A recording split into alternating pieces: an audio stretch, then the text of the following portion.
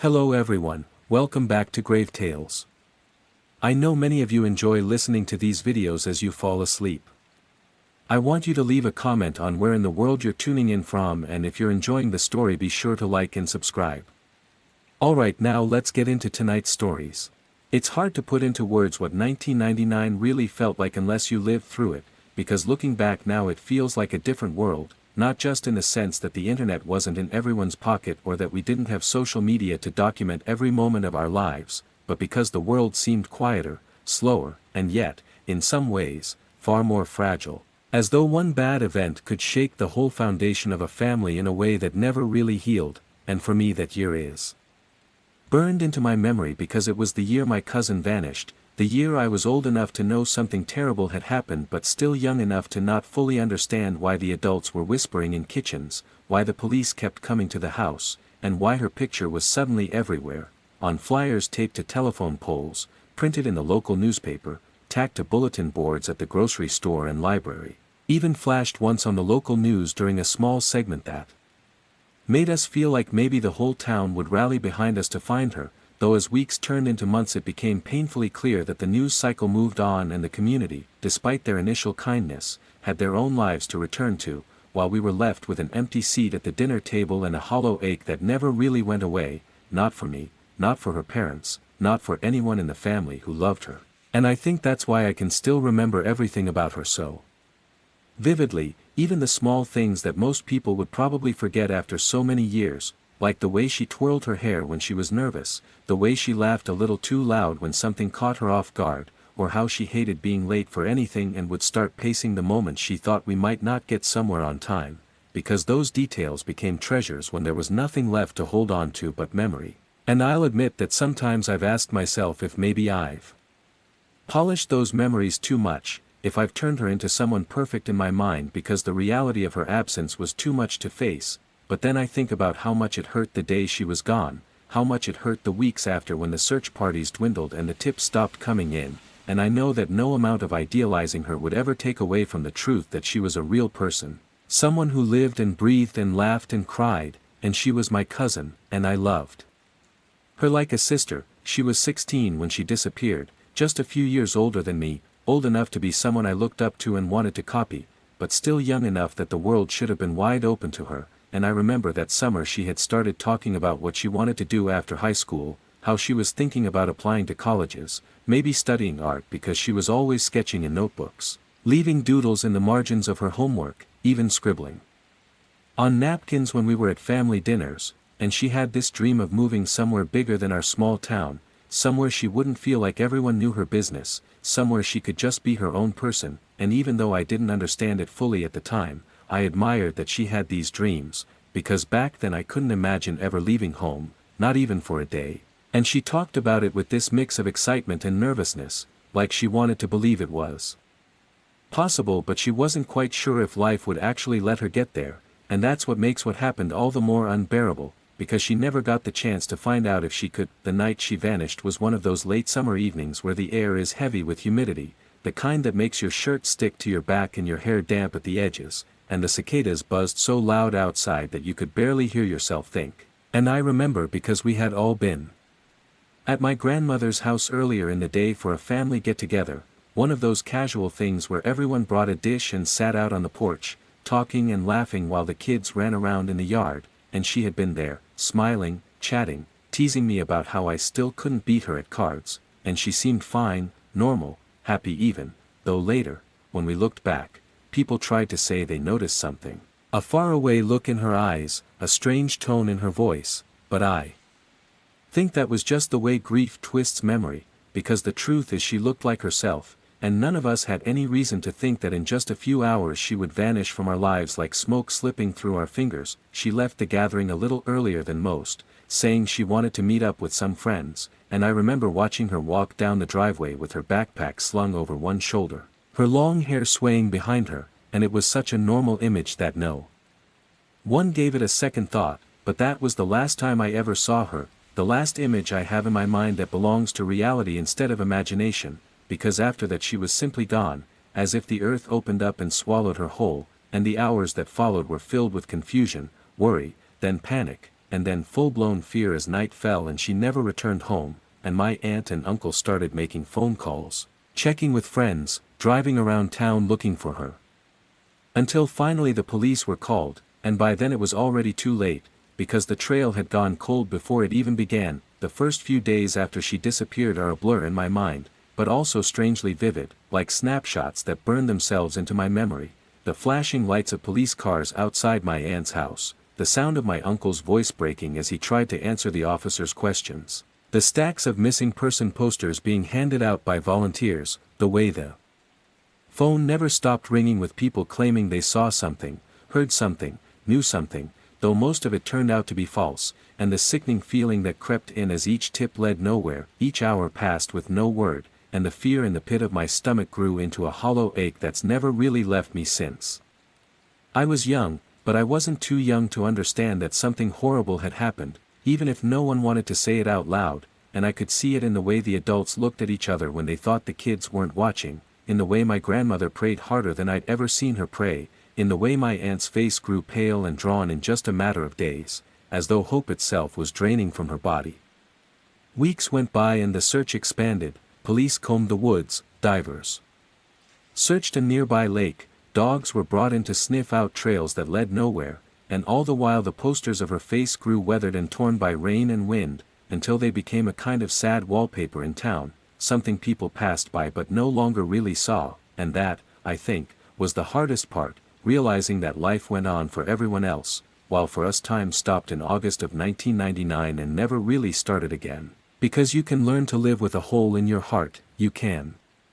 build a life around it, but it never heals, it never fills, it just sits there, a reminder of what was taken and what will never be returned. That I can't explain what it's like to grow up with that kind of shadow hanging over you, how birthdays and holidays always felt incomplete, how even laughter sometimes carried guilt because how could we laugh when she was still gone, still missing, still out there somewhere, or maybe not. And that uncertainty was the cruelest part, because there was no body. No evidence, no explanation, just an endless list of possibilities that haunted us, and over time people outside the family stopped asking, stopped caring, but for us it was never over, not then, not now, and maybe not ever, because even now, decades later, I can still see her face in my mind as clear as if it were yesterday, and sometimes I dream about her, dream that she walks through the door smiling, dream that she explains everything, dream that the years melt away and we can pick up where we left off, but then I wake up and remember that all I really have are the memories of who she was before 1999, and the empty ache of never knowing what truly happened to her after. The days after my cousin vanished felt like a storm that would never pass, a storm that started quietly enough with worry and confusion, then swelled into a hurricane of fear and desperation, and even now when I think back on it, I can still feel the heaviness of those hours, the way the world seemed to hold its breath as we waited for news, any news, about where she had gone, and at first there was a sense of urgency that kept us moving, because everyone said the first 48 hours were the most important, the window of time where someone missing might still be found, and that kept us hopeful, kept us working, because we thought if we just moved fast enough, if we just searched hard enough, if we just called enough people or knocked on enough doors, we'd bring her home. But those hours passed with nothing, no calls, no sightings, no trace of her at all, and the silence was deafening, like the earth itself had swallowed her up and refused to give her back, and what began as a search soon turned into something larger than any of us could have imagined. The police set up a temporary command post in town, right near the community center, and every day there were officers going door to door, questioning neighbors, asking if anyone had seen her walking after she left my grandmother's house that evening, if anyone had spotted her getting into a car, if anyone had heard anything strange, and at first, people were eager to help, eager to be part of the effort. Because when something like this happens in a small town, it doesn't just touch one family. It ripples through the entire community, making everyone feel vulnerable, making everyone glance over their shoulder at night, because if a girl like her could just disappear, then what did that mean for their own children? And that fear pushed people to search, to volunteer, to hang up flyers, and for a while our town was alive with that shared purpose, like the whole place had become one big organism trying to pull her back into existence. I remember the flyers most of all, stacks and stacks of them, each one with her school photo in the center, her smile a little nervous, her hair brushed neatly, her eyes wide and brown, and beneath the picture were the details: her name, her age, her height, what she was last seen wearing, and a number to call if you knew anything. And those papers were everywhere, on stop signs, stapled to telephone poles, plastered on shop windows, taped to gas pumps, even slipped under windshield wipers in parking lots. And as a kid, I thought that meant there was no way she wouldn't be found, because how could anyone not see her face, how could anyone not recognize her when it was staring at them from every street corner? But as time passed, the flyers curled at the edges, the ink smudged from rain, the staples rusted, and people stopped noticing them, stopped looking. And that was when I first began to understand that the world doesn't stop for your tragedy, even when it feels like it should. The searches in those early weeks were massive, bigger than anything I'd ever seen before or since, with groups of volunteers combing through fields and woods, walking shoulder to shoulder with flashlights at night, calling out her name, their voices echoing into the dark. And I remember the sound of dogs barking, trained search dogs straining at their leashes as they sniffed through underbrush, their handlers calling out commands, while helicopters circled overhead, their spotlights sweeping across the ground below. And all of it felt surreal, like we were living inside some TV crime show, except this wasn't fiction. This wasn't an episode that would wrap up in 45 minutes, this was real and raw, and it was happening to us. And I can still feel the ache in my legs from walking so many miles through fields and woods, even though I was just a kid and couldn't keep up with the adults. But I wanted to be there. I wanted to help, because standing at home waiting felt unbearable. And I remember gripping a flashlight in my small hand until my knuckles turned white, shining it into the trees, praying I'd see her running toward me, that I'd be the one to find her and bring her home. But of course it never happened, and all we found were empty soda cans, scraps of paper, the occasional lost shoe, all reminders of other people passing through, but never her, never the thing we were so desperate to find. The police were everywhere at first, their presence both comforting and terrifying, because it meant they were taking it seriously, but it also meant they believed something terrible had happened. And I remember sitting on the porch at my aunt's house while officers moved in and out, their radios crackling, their notepads flipping open as they asked the same questions again and again. Who had seen her last? What was she wearing? Did she seem upset? Did she have a boyfriend? Did she fight with her parents? Did she ever talk about running away? And each time they asked, I saw my aunt's face crumble a little more, because she knew her daughter. She knew she wasn't the kind of girl who would just leave without saying a word. She wasn't reckless, she wasn't careless, and yet the questions kept coming, as though maybe she had some secret life none of us knew about. And while I understand now that the police had to consider every angle, at the time it felt like an accusation. Like they were blaming her for her own disappearance, and that stung worse than I can explain. There were tips that trickled in, of course, people claiming they saw a girl matching her description at a gas station 2 towns over, someone else saying they saw her hitchhiking on the highway, a clerk at a diner swearing she came in late one night with an older man. And each time the police followed up, each time hope flared, and each time it was dashed when the girl turned out to be someone else, someone alive and accounted for, not the one we were looking for. And those letdowns chipped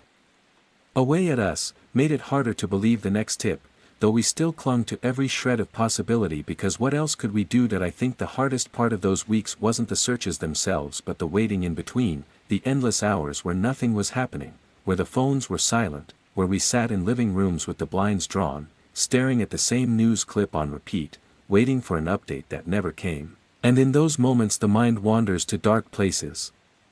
imagining all the terrible things that could have happened, replaying them again and again, torturing yourself with scenarios that may not even be true. And that's when the grief really sets in, not the sharp, immediate kind, but the slow, suffocating kind that presses down on you like a weight, because you realize you are powerless, that no matter how much you want to, you can't fix this, can't solve it, can't bring her back. And that helplessness is something I wouldn't wish on anyone.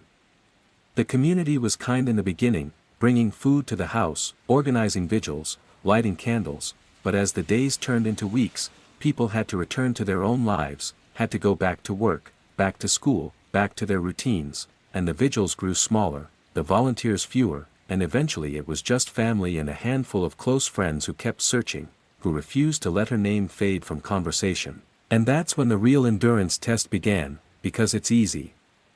To rally for a short time, but it's harder to keep carrying the torch when the world has moved on and you're the only ones left standing in the dark. The police investigation shifted over time, from an active search to what they called a cold case, though no one said those words out loud at first, as if speaking them would make it final. And I remember the day the flyers came down from the police station's bulletin board, replaced with new cases, new faces, and it felt like a betrayal, like she had been shelved, forgotten. And I know the officers had other responsibilities. I know they couldn't spend forever on one case, but try telling that to a family who still sets an extra place at the dinner table, who still checks the front door hoping to see a familiar face walk through, and the bitterness that built up around that reality was something we all carried in different ways. Some of us grew angry at the system. Some turned inward and quiet, some poured themselves into obsessive searches for clues, but all of us carried the same wound, raw and open. Because the truth was we didn't want to accept that she was gone, not without answers, not without knowing. As the months dragged on, theories began to spread like wildfire, whispered in grocery store aisles, repeated at school, traded among neighbors, and some of them were cruel, suggesting she had run away to escape her strict parents, suggesting she was secretly pregnant, suggesting she had gotten mixed up with the wrong crowd, and each rumor was like a fresh stab to the heart for my aunt and uncle, who knew their daughter better than anyone. But gossip has a way of filling in the blanks when facts are scarce, and in a small town, those stories take on a life of their own, twisting the truth until even people who never met her felt they had an opinion on what happened, and that was another kind of loss, because it wasn't just that she was missing, it was that her reputation, her identity, her very memory was being chipped away and reshaped by people who didn't really know her at all. My family tried to fight back, tried to keep the truth alive by reminding people of who she really was, smart, kind, a little shy but with a streak of determination. But the longer she was gone, the harder it became to fight against the tide of speculation, and eventually we just stopped trying, because the energy it took to correct every rumor was energy we didn't have to spare. Yet despite everything, the search never truly ended, not in the way people might think, because while the official searches stopped, while the news crews packed up and left, while the police moved on to other cases, we never stopped looking, never stopped hoping, never stopped waiting for the phone to ring with some miraculous news. And even as years turned into decades, that search became a quiet, invisible part of our lives, woven into our routines, shaping the way we saw the world. Because once you've lost someone like that, once you've had someone vanish without explanation, you never stop scanning the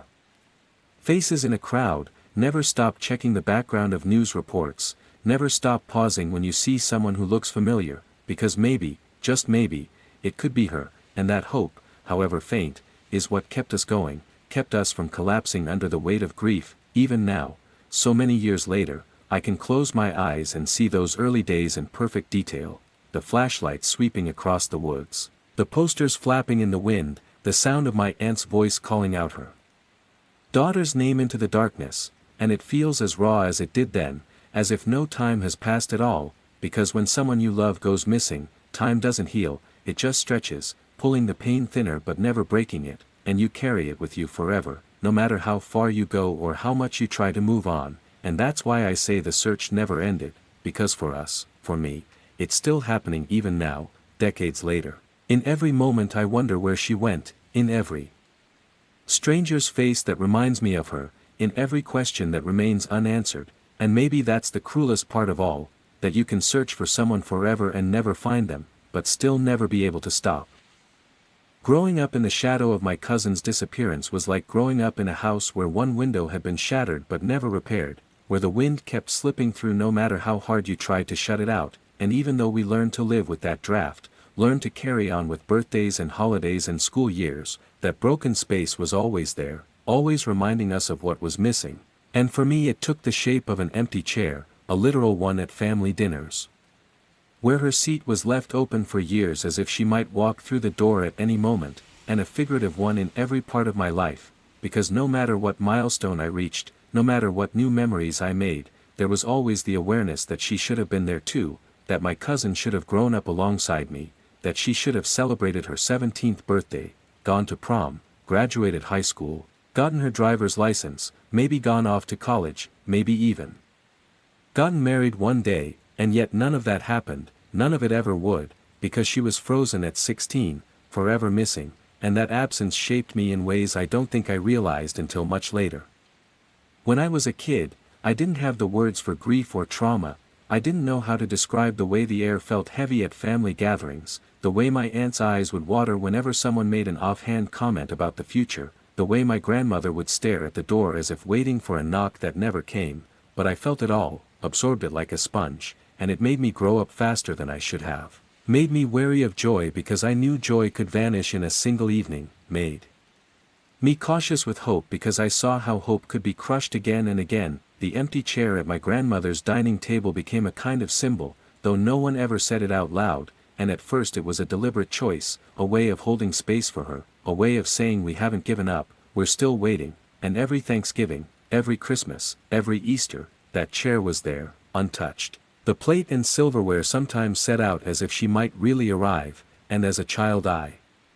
used to stare at it, wondering if maybe one day it would happen, if maybe we'd be sitting there and the door would swing open and she'd come rushing in apologizing for being late, and I used to daydream about what that moment would be like, how we'd all jump up and hug her, how my aunt would cry, how my uncle would hold her tight, how we'd never let her out of our sight again. But as the years went by and the chair stayed empty, the symbolism shifted, became heavier, became a reminder not just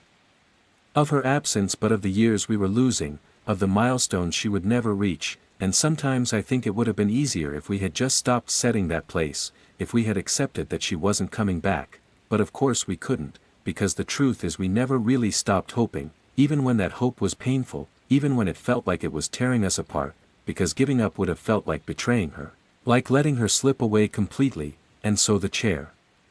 stayed. School was one of the hardest places for me, because that was where her absence was most visible outside the family, where I had to see her classmates move on without her, watch them get older, watch them achieve the things she never would, and every time her grade advanced, I felt the sting of knowing she should have been there too, sitting in those classrooms, taking those tests, laughing in the hallways, and yet she wasn't. And that gap was something I carried like a stone in my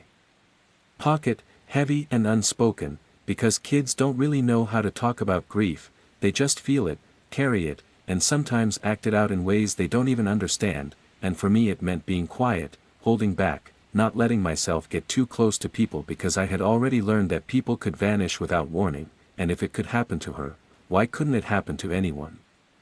I remember once, in middle school, a teacher was going down the roll call and when she got to my cousin's name, which hadn't been taken off the list yet for some reason, she called it out and paused, waiting, and the silence that followed was unbearable, because everyone knew, everyone in that small town knew, and the teacher's face turned red and she quickly moved on, but the damage was done, and I remember sitting there with tears stinging my eyes, wishing I could disappear too, because the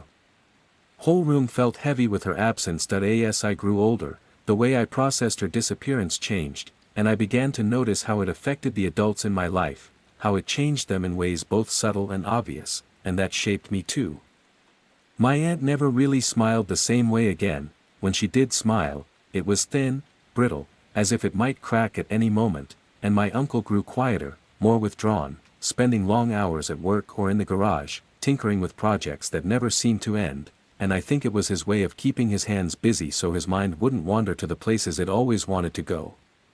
My grandmother grew more religious, attending church nearly every day, lighting candles for her granddaughter, praying not just for answers but for strength to endure the not knowing, and while I didn't understand faith the way she did, I could see how it gave her something to hold on to, something bigger than the silence we were all trapped in.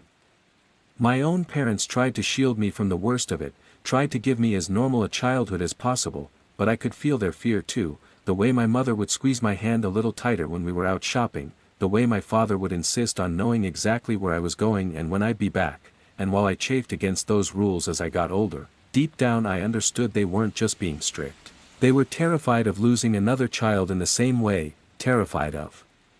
living that nightmare twice. Family gatherings became different after she disappeared, quieter, heavier, with conversations that always seemed to circle back to her no matter how hard people tried to avoid it, and sometimes that was comforting, because it meant she was still part of our lives, still present in the stories we told, but other times it was suffocating, because it felt like we were stuck, unable to move forward, unable to talk about anything else without guilt. I remember one Christmas in particular, a few years after she vanished, when my grandmother brought out the old home videos and played them on the TV, and there she was, my cousin, younger, laughing, tearing open presents, making silly faces at the camera, and for a moment it felt like she was in the room with us again, but then the tape ended and the silence that followed was unbearable, broken only by the sound of my aunt sobbing softly into her hands, and I realized then that memory is a double-edged sword. It keeps the person alive in your mind, but it also reminds you of what you've lost, of the years you'll never get back. Growing up with her absence shaped the way I saw the world, made me more cautious, more aware of danger, more distrustful of strangers, because I had learned early that bad things didn't just happen in faraway places to other people, they happened here, to us, to someone I loved. And that lesson sank into me like ink on paper, staining everything that came after. When my friends were carefree, sneaking out at night or taking risks, I was the one who hesitated, who thought about all the ways things could go wrong, who thought about the phone calls and the search parties and the empty chair, and sometimes I resented that, resented the way her disappearance stole not just her future but part of my childhood too, but most of the time I just accepted it as part of who I was, because how could I be any other way?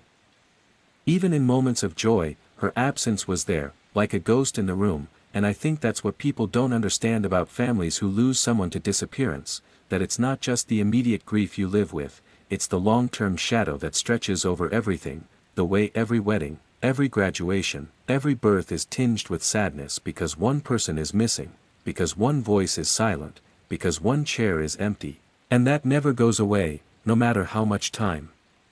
passes. I remember at my own high school graduation, looking out into the crowd, seeing my family clapping and cheering, and feeling a pang in my chest because she should have been there too, graduating just a couple of years before me, and she wasn't, and never would be, and it made the joy of that day feel incomplete. As if the diploma in my hands was a reminder not just of what I had achieved but of what she never got the chance to. As I grew into adulthood, the empty chair followed me, not literally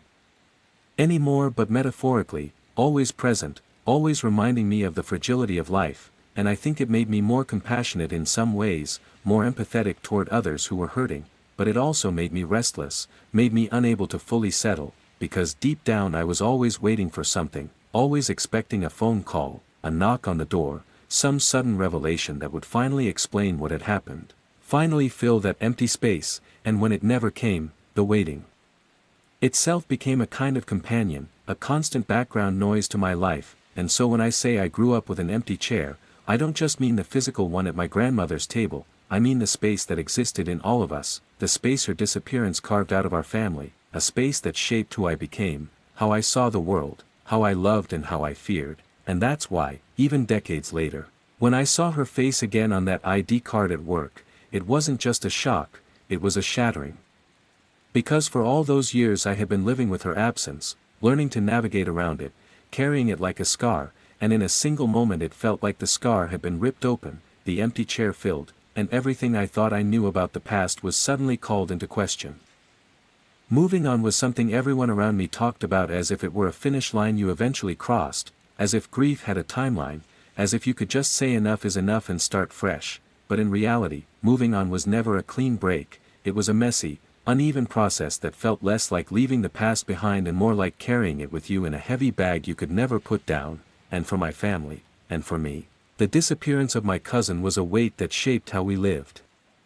Every single day, even in the years when people might have thought we were doing better, because from the outside we looked normal, birthdays still happened, kids still grew up, people still went to work and school, neighbors still saw us mowing the lawn and going to church, but inside there was always that empty space, always that gnawing sense that something essential was missing, and trying to move on from that wasn't really moving on at all, it was just learning how to function while carrying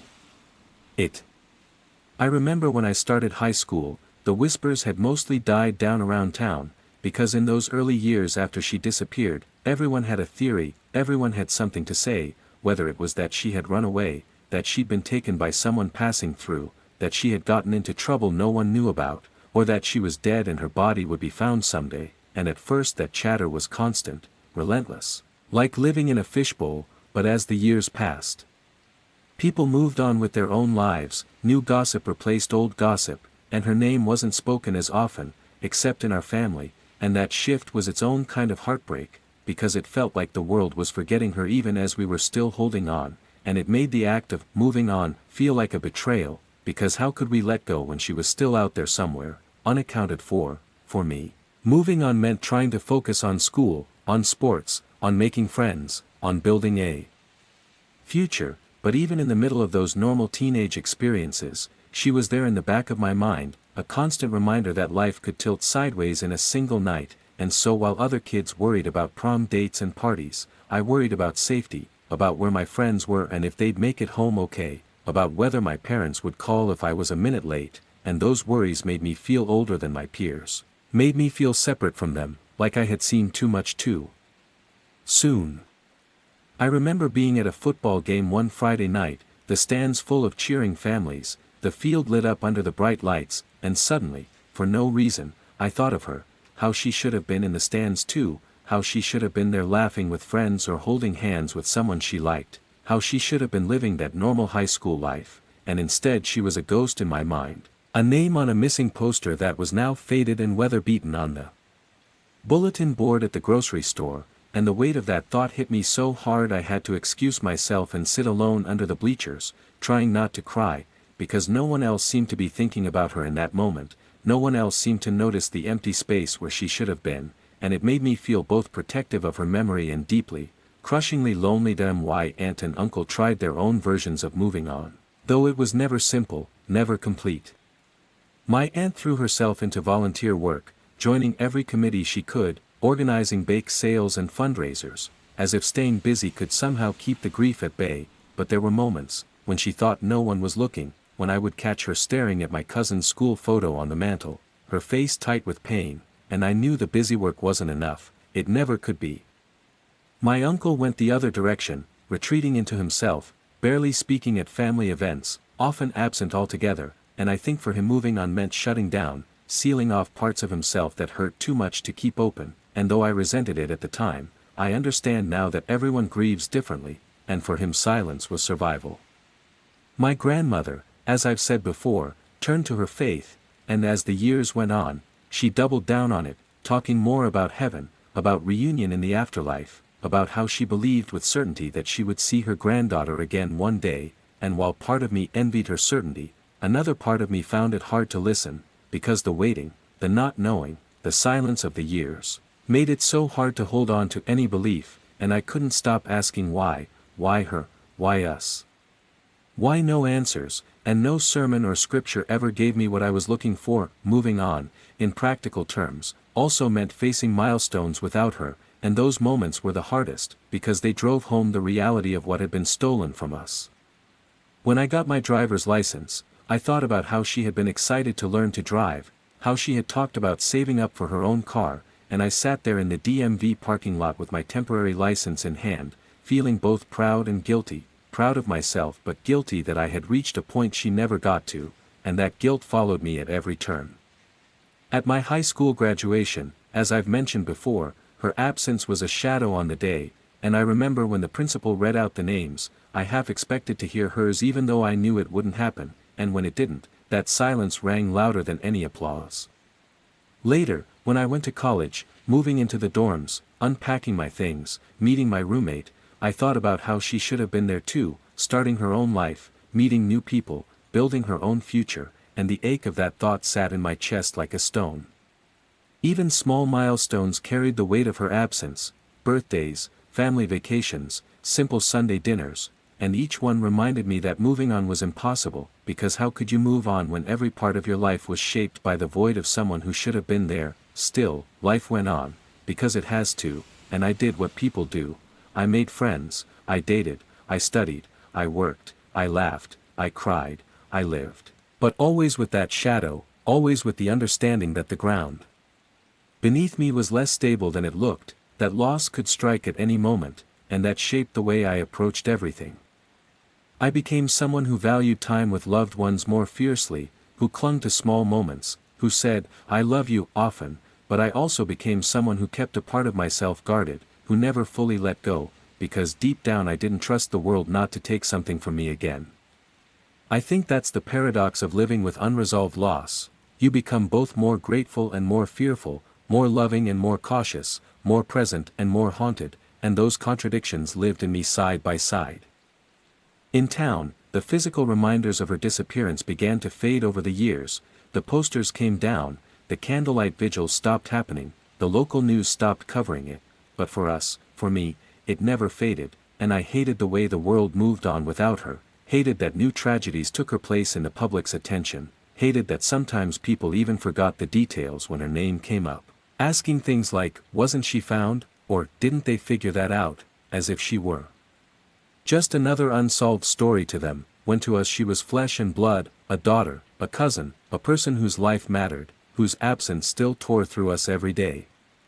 And that's when I realized that moving on doesn't mean forgetting, it doesn't mean letting go, it means learning how to live with the fact that the world forgets even when you don't, that the world keeps turning even when yours stopped, and that's a bitter lesson, one that hardens you in some ways and softens you in others. There were times I tried to push her memory aside, to focus on myself, to live a so-called normal life. But something always pulled me back, whether it was a dream where she appeared, smiling and alive, whether it was an old photo I stumbled across, or whether it was just the sight of a girl on the street who looked like her from behind, and in those moments it felt like time folded in on itself, like I was right back to the day she disappeared, right back to the helplessness and the fear, and all the so-called progress I had made in moving on vanished. And I think that's the truth of grief. It's not linear, it's not a straight road, it's a cycle, a wave that keeps coming back, sometimes when you least expect it, sometimes when you think you're doing fine, and you have to learn how to ride it, how to let it crash over you without drowning, but it never goes away. So when I say we tried to move on, what I really mean is we tried to keep living, tried to find joy where we could, tried to keep functioning, but we never really left her behind, never really stopped thinking about her, never really stopped waiting for that call that never came, and that's why, decades later, when I saw her face again on that ID card at my job, it wasn't just a shock, it was a resurrection, a reopening of wounds I had carried my whole life, because no matter how much you tell yourself you've moved on, no matter how much time has passed, when the past suddenly collides with the present, when the ghost suddenly seems alive again, all the years of carefully built acceptance shatter in an instant, and you're back at the beginning, staring at the empty chair, wondering what it all meant. Looking back now, I realize that the moment I saw my cousin's face staring back at me from that laminated ID card at work wasn't the beginning of the mystery resurfacing, but rather the breaking point of a series of strange little signs that had been building up for months, maybe even years, signs I had brushed off at the time as coincidences, tricks of memory, or just the natural way unresolved grief lingers in a person's mind, but when I put all those moments together now, I can see them for what they were, the opening notes of something much bigger, the subtle hints that the past was not finished with me, that her story was not done, that the empty chair I had grown up with wasn't meant to stay empty forever. It started in small ways, things that might not seem like much on their own, but each one left me with an uneasy feeling I couldn't shake, like the first time I was walking through a thrift store on the edge of town and I saw a jacket hanging on the rack that looked exactly like the one she used to wear, a faded denim jacket with the same worn elbows and the same stitched patch on the pocket, and for a moment I froze, my hand hovering over the fabric, my heart pounding as if I had stumbled across something sacred, because that jacket had been hers, I was sure of it, or at least it looked so much like it that the sight of it made the air around me feel thin. I didn't buy it, couldn't bring myself to touch it more than that one moment, but I walked out of the store shaken, wondering if it was possible that some piece of her life had drifted back into mine all these years later, and I told myself it was just a coincidence, just a common jacket from the 90s that had survived long enough to end up in a thrift bin, but deep down I couldn't quite convince myself, and that unease stuck with me for days. Then there were the dreams, which had been happening off and on for years, but around that time they began to change, to take on a sharper, stranger quality that left me rattled when I woke. At first, they were the kind of dreams anyone might expect after a loss, dreams of her as I remembered her, sitting at family dinners, laughing in the backyard, walking down the street like nothing had ever happened, but as time went on, those dreams grew more vivid, more unsettling, because she began to appear older in them, as if my mind was filling in the years she had missed, as if some part of me was imagining what she would look like if she had grown up alongside me, and I would wake up With her face burned into my memory, a face I had never truly seen but felt certain was accurate, like the dream had shown me something real. I remember one in particular, where she was sitting across from me at a cafe I didn't recognize, tapping her fingers against a ceramic mug, her hair longer, her eyes sharper, and when I asked her where she had been, she leaned forward and whispered, "You'll see me again," and I woke up with my heart racing, sweating, shaken to the core, because it felt less like a dream and more like a message, like she had actually spoken to me. And though I tried to laugh it off the next day, tried to tell myself it was just my subconscious working overtime, I couldn't shake the feeling that it meant something. Stranger still were the moments when I swore I saw her in public, fleeting glimpses that left me questioning my sanity. Once, at the grocery store, I turned down an aisle and caught sight of a woman with the same build, the same dark hair, the same tilt of the head as my cousin, and for a split second I felt a rush of recognition so strong I nearly called out her name, but before I could, the woman turned the corner and disappeared, and when I hurried after her, heart hammering, the aisle was empty, as if she had vanished into thin air. Another time, driving home late at night, I passed a bus stop and saw a figure sitting on the bench, head bowed, hair falling over her face, and something about her posture made my stomach twist, because it was exactly the way my cousin used to sit when she was tired, and I almost pulled over, almost stopped the car, but something, fear, maybe, or the knowledge of how crazy it would look, kept me moving, and when I looked in the rearview mirror, the bench was empty. Were these hallucinations? Tricks of memory? My brain projecting her onto strangers? Maybe. But deep down, they felt like something more, like the world was playing with me, dropping hints I wasn't ready to understand. There were also the objects that started to turn up in unexpected places, small things that felt impossible to explain. One afternoon, while cleaning out the garage, I opened a box of old holiday decorations and found a Polaroid photo I didn't remember ever seeing before. It was of my cousin at about 12 years old, holding a sparkler in the backyard, smiling wide, and though that in itself wasn't strange, what rattled me was that no one in the family recognized taking that photo, and we thought we had already collected every picture of her years ago. Where had it come from? How had it ended up in a box we hadn't touched in years? No one could say. Another time, I found a notebook tucked away in the attic, and while most of the pages were blank, one had her name scribbled in it, written in her unmistakable handwriting, and though it could have easily been something she left behind before she vanished, the timing of me finding it, after so many years of never coming across it before, made my skin crawl, as if something or someone wanted me to find it now. The strangest sign of all, though, came in the form of a phone call. I was at work one afternoon, sitting at my desk, when my cell phone rang from an unknown number.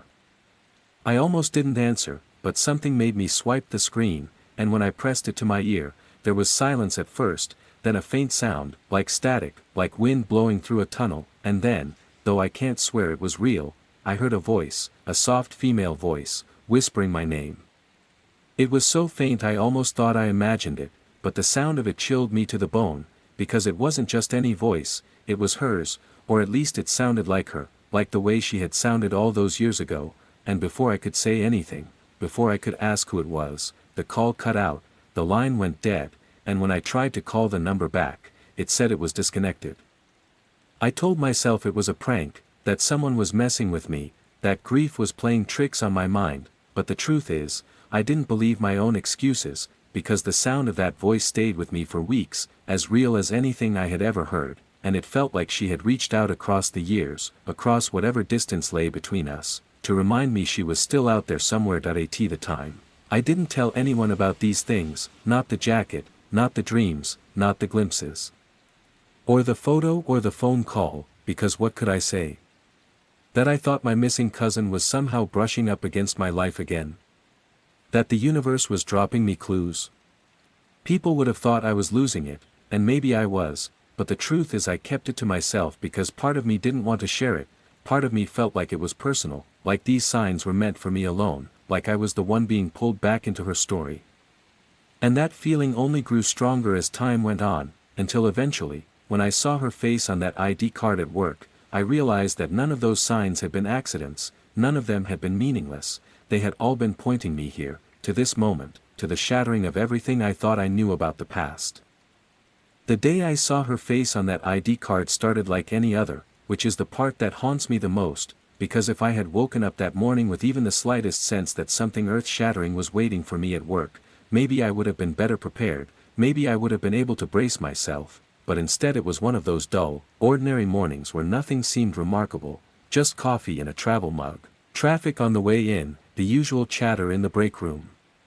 And yet by the end of the day, everything I thought I knew about my life, about my cousin, about the last 2 decades, would be turned upside down, and I would no longer be able to tell myself that her story had ended in 1999.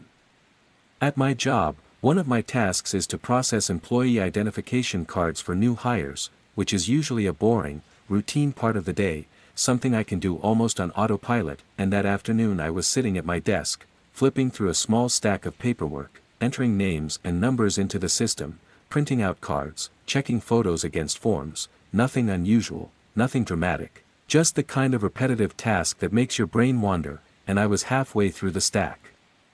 When I picked up the next form and froze, because staring back at me from the little square photo clipped to the corner was a face I hadn't seen in over 20 years, a face I knew better than my own, a face that had haunted me through dreams, through whispers, through empty chairs, through long silent years, and yet here it was, clear and undeniable, printed in glossy color like she had just posed for the camera last week. My cousin. At first my brain refused to process it, refused to make the connection, because it was impossible, it was insane, it was everything logic told me could not be real, and yet the longer I stared at that picture, the more undeniable it became, because it wasn't just a passing resemblance, it wasn't just someone with the same hair or the same smile, it was her, down to the tiniest details, the curve of her cheekbones, the small scar near her eyebrow she got from falling off her bike when she was 8, the tilt of her head, the unmistakable look in her eyes. And even though the woman in the photo looked older, aged in the way my cousin would have naturally aged if she had lived past 16, I knew it was her, the same way you know the sound of a loved one's voice in a crowded room, the same way you know the rhythm of your own heartbeat, and the shock of it hit me so hard I had to set the paper down because my hands were shaking. My first thought was that it was a cruel joke, some kind of prank, but who would do that? Who would even know to do that? My cousin's case hadn't been in the news in years, most people in town had stopped talking about it, and even if someone remembered, what were the odds they would sneak her picture onto a random new hire's ID paperwork? No, this wasn't a prank, it was real, too real, and the longer I sat there staring at that photo, the more I felt like the ground was shifting under me, that I must have checked that ID form a dozen times, reading the name over and over again, a name that wasn't hers, a name I didn't recognize, but the face was hers, unmistakably hers, and that combination made my stomach twist with dread, because it meant that if she had survived, if she was alive somewhere, she wasn't using her old name anymore, she had a new identity, a new life, something I couldn't even begin to understand. I leaned back in my chair, heart pounding, and tried to breathe, but my thoughts were racing, colliding into each other. Was this possible? Could she have been alive all this time, hidden under another name? And if so, why? Why had she disappeared in the first place? Why hadn't she come back? Why was she here now, walking back into my life not as the cousin we lost but as a stranger applying for a job? My hands were clammy, my throat dry, and I kept telling myself to calm down, to look closer, to make sure I wasn't seeing what I wanted to see, but every time I looked back at that glossy little square, it was her, no matter how much I tried to convince myself otherwise. That I remember glancing around the office, wondering if anyone else could see how rattled I was, but everyone else was busy with their own work, unaware that my world was crumbling right there at my desk, and in a way that made it worse, because I was sitting in the middle of a perfectly normal office on a perfectly normal afternoon, and yet I was holding evidence that the biggest tragedy of my life, the disappearance that had defined my family for decades, might not be what we thought at all. I wanted to tell someone right then and there, wanted to run across the room and shove the photo in a coworker's face and ask, "Who does this look like to you?" But something stopped me, something cold and instinctive, a voice deep in my gut telling me to stay quiet, to keep this to myself, at least for now, because whatever this was, it was bigger than me, bigger than the office, bigger than anything I could risk exposing without understanding at first. So I slid the paperwork into a separate folder, tucking it away as if hiding it would keep the reality from pressing down on me, but of course it didn't, because the moment I saw her face I couldn't unsee it, couldn't unknow it, and every minute after that dragged on in a fog, my hands moving through motions I barely registered, my ears buzzing as if I were underwater, my body present but my mind caught in a loop of memories and questions. I thought about my aunt and uncle, about how they had spent years holding vigils, staring out windows, waiting for answers, and I thought about how I could never tell them this unless I was absolutely sure, because the cruelty of giving them false hope would be unbearable, but at the same time the thought of staying silent felt just as cruel, because if she really was alive, if she really had resurfaced, they deserved to know. When the workday finally ended, I sat in my car in the parking lot.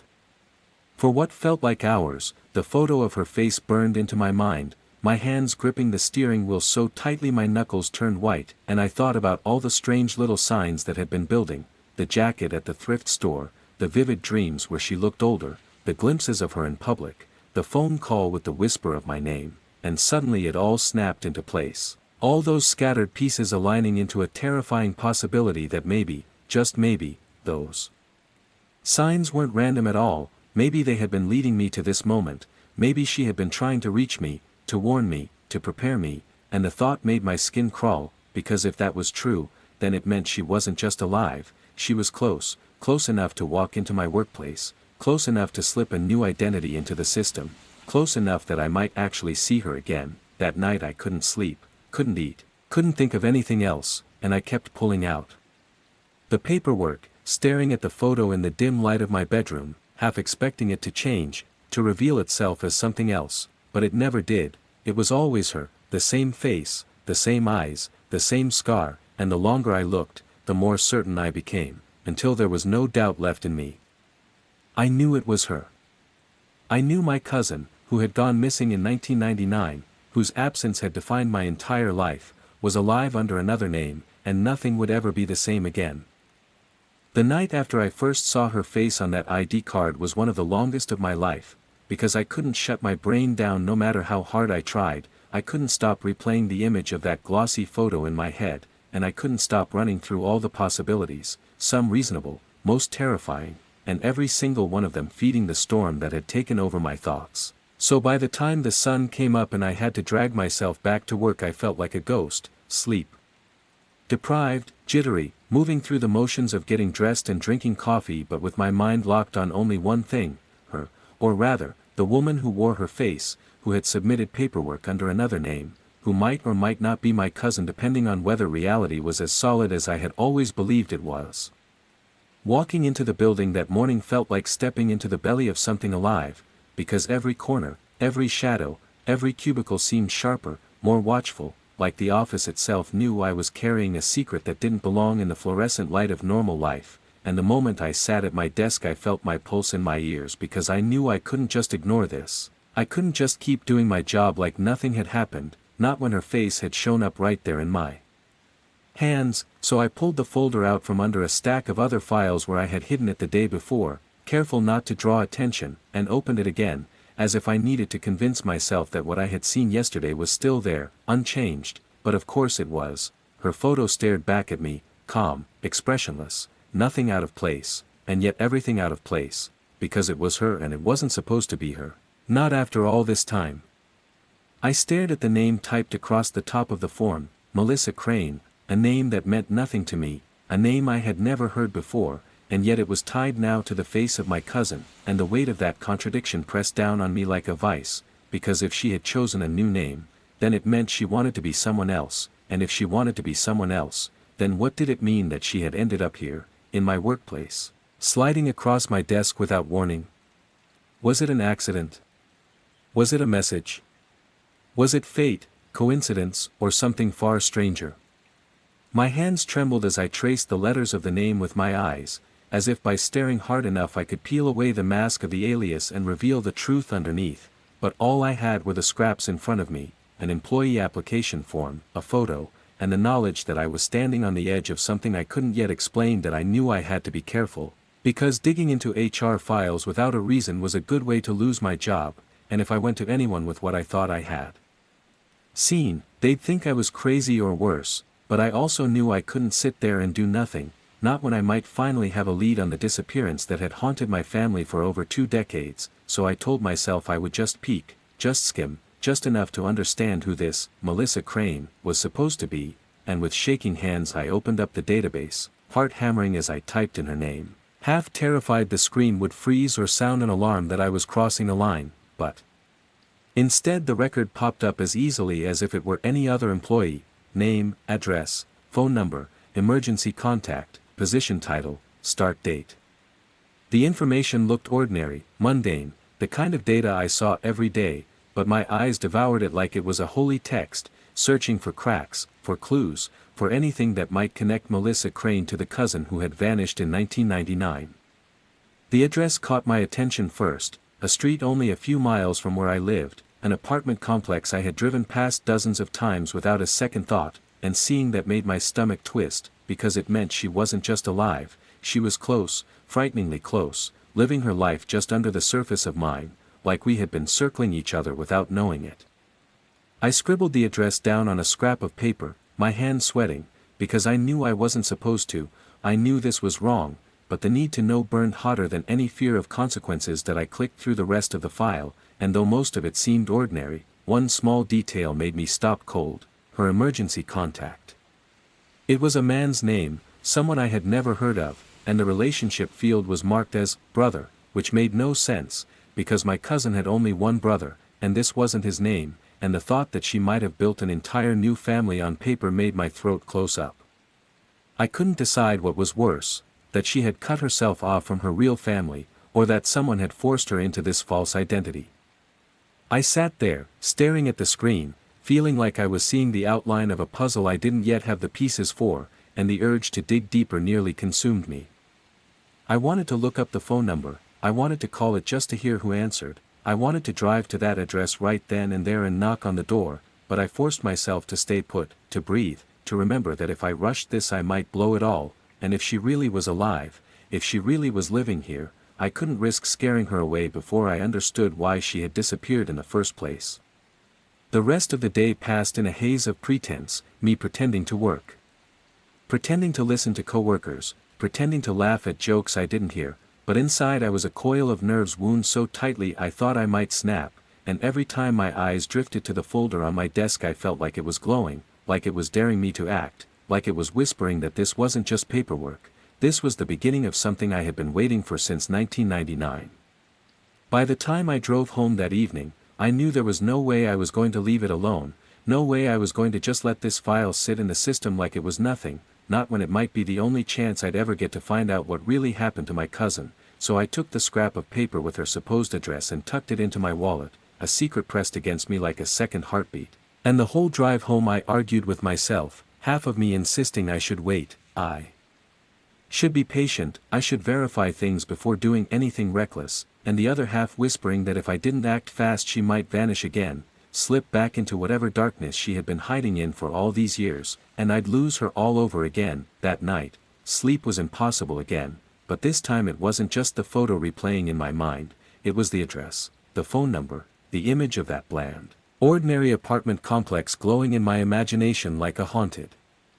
house, and I lay in bed staring at the ceiling, debating whether to get in my car and drive there right then, even if it was the middle of the night, even if I had no plan, just to see, just to know, because the thought of waiting even one more day felt unbearable.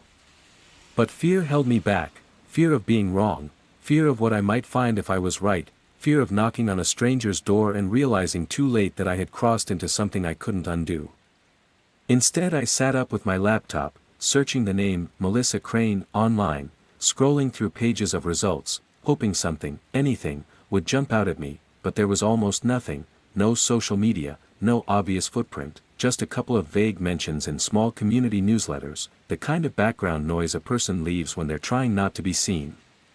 It was like she had been born out of thin air, and that only made the resemblance feel more sinister, because people don't just erase themselves unless they have something to hide. The hours bled together until the sky outside my window turned pale, and as I sat there with my laptop balanced on my knees and the scrap of paper burning a hole in my wallet, I realized I had already made up my mind. I wasn't going to let this go. I couldn't. Whether Melissa Crane was my cousin or not, whether she had vanished willingly or been taken, whether she was running from something or part of something darker, I was going to find out the truth, even if it meant unraveling everything I thought I knew about my family, about the past, about the line between the living and the lost. And as I closed the laptop and rubbed my eyes, one thought echoed louder than the rest, louder than the fear, louder than the doubts, that maybe, just maybe, I was closer to her now than I had been in over 20 years, and I wasn't about to let her slip away again. By the third day after seeing her face on the ID card, I couldn't keep pretending that I was just going to go to work, clock in, clock out, and then go home like nothing had changed, because every part of me was restless, wound tight, gnawing on itself like an animal in a cage, and every second I spent not acting felt like wasted time, like she could be slipping through my fingers again, vanishing into whatever void had swallowed her in 1999, so finally I decided to do the one thing I had been arguing with myself against since the moment I wrote down the address, which was to drive there and see for myself, to look with my own eyes at the place where Melissa Crane supposedly lived, because no amount of searching online or staring at a photo was going to tell me the truth, and even though I had no plan for what I would do if I actually saw her, if I actually came face to face with the cousin I had buried in my heart decades ago, I couldn't sit still any longer. I told myself I would just drive by, just take a look, nothing more, and that maybe I wouldn't even get out of the car, that maybe this was just about confirming that the address was real, but of course deep down I knew it was more than that, because once you catch a glimpse of the past bleeding into the present, once you see the impossible staring back at you from a glossy photo, you can't help but chase it, even if you know it might destroy you. So that evening after work, instead of driving home, I followed the directions I had memorized, my hands tight on the steering wheel, my stomach in knots, the scrap of paper with the address still folded in my wallet like a secret that had teeth, and the whole drive I kept thinking about what I would say if she was there, if she opened the door and it really was her, older now but undeniably her. And no matter how many times I rehearsed a conversation in my head, it all fell apart, because there were no words that could fit into that moment, no way to explain where I had been for the last 20 years or why I had found her this way, so instead I drove in silence, letting the hum of the tires fill the space where my thoughts kept unraveling. The apartment complex wasn't far, only about 20 minutes from the office, but the drive felt much longer because every street, every stoplight, every ordinary sight outside my window looked suddenly strange, like I was crossing into another version of the city where nothing was quite right, and by the time I turned onto the road that led directly to the complex my palms were sweating and my throat felt tight. The place itself was as bland and unremarkable as I had imagined, 3 squat beige buildings lined with identical windows and balconies, the kind of complex you could pass 100 times without ever noticing, with a cracked parking lot and a few patches of grass that looked tired from neglect, and yet to me it felt electric, alive, humming with a possibility that made my skin prickle, because somewhere in that grid of doors and numbers might be the woman whose face had looked out at me from the ID card, the woman who might still be my cousin despite everything the world had insisted since 1999. I parked my car a little down the street so I wouldn't be obvious, turned off the engine, and sat there with my heart pounding, staring at the building like it might move, like it might breathe, and the longer I sat there the more the normal noises of the neighborhood, the distant hum of traffic, the occasional bark of a dog, the muffled sound of a TV behind a thin wall, started to feel like background music to something uncanny.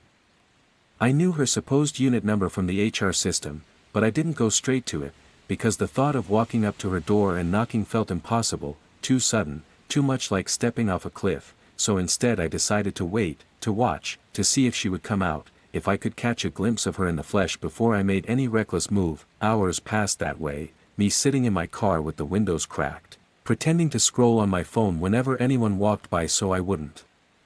look suspicious, but really I was staring at the doors, the balconies, the parking lot, waiting for something that might never come.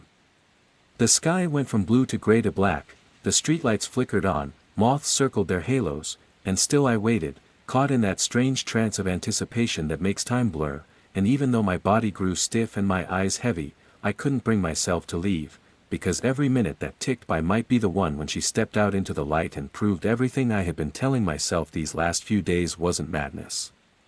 Around 9 o'clock, when I was starting to wonder if I had wasted the entire evening, a figure appeared from the stairwell that led up to the row of units where her apartment was supposed to be, and my chest clenched so hard it hurt, because for a second I thought it was her. I thought I was finally seeing my cousin in the flesh, older now but still undeniably her. But when the figure stepped fully into the light I realized it was someone else, a stranger, a man carrying a grocery bag, and the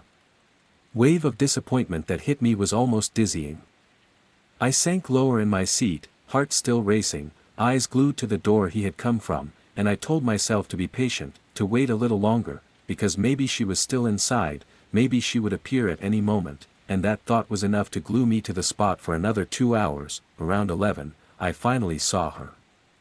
Or at least I think I did, because the figure that emerged from the same stairwell this time was a woman, and even though she kept her head down, even though she moved quickly like she didn't want to be seen, there was something in the shape of her body, the tilt of her shoulders, the way her hair caught the light that made my breath stop in my throat, because it was like looking at a ghost walking out into the night air. She was dressed simply, jeans, a jacket, nothing remarkable, but the ordinary clothes couldn't disguise the familiarity, the way my memory surged to meet her and whispered her name before my mind could even form it, and I gripped the steering wheel so hard my fingers ached as I leaned forward, desperate to see her face, to confirm what I already felt in my bones. But she didn't look up.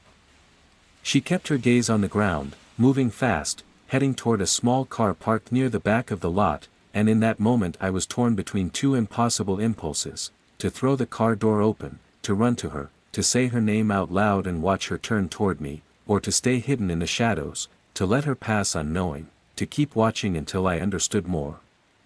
The fear won out, the cold, sharp fear that if I rushed this she might bolt, she might disappear again, and I couldn't risk that, not when I was so close, so instead I sat frozen, watching her unlock her car, slide inside, and drive away into the dark, the taillights burning red in my eyes until they vanished. When she was gone, I sat there in silence, my whole body trembling, because even though I hadn't seen her face clearly, even though I couldn't be 100% sure, I knew in my gut that it was her, that the woman who had just walked out of that apartment was my cousin, alive, moving, breathing, living under the name Melissa Crane, and the weight of that realization pressed down on me so hard I could barely breathe. I wanted to follow her, to trail her car through the night, but by the time my brain caught up with my body she was gone, and all I could do was sit there gripping the wheel like it might anchor me to reality. Eventually, sometime after midnight, I forced myself to leave, to drive home on autopilot, but every mile felt like a dream, my mind replaying the sight of her again and again, the way she moved, the way she avoided the light, the way she slipped away from me without ever knowing I was there.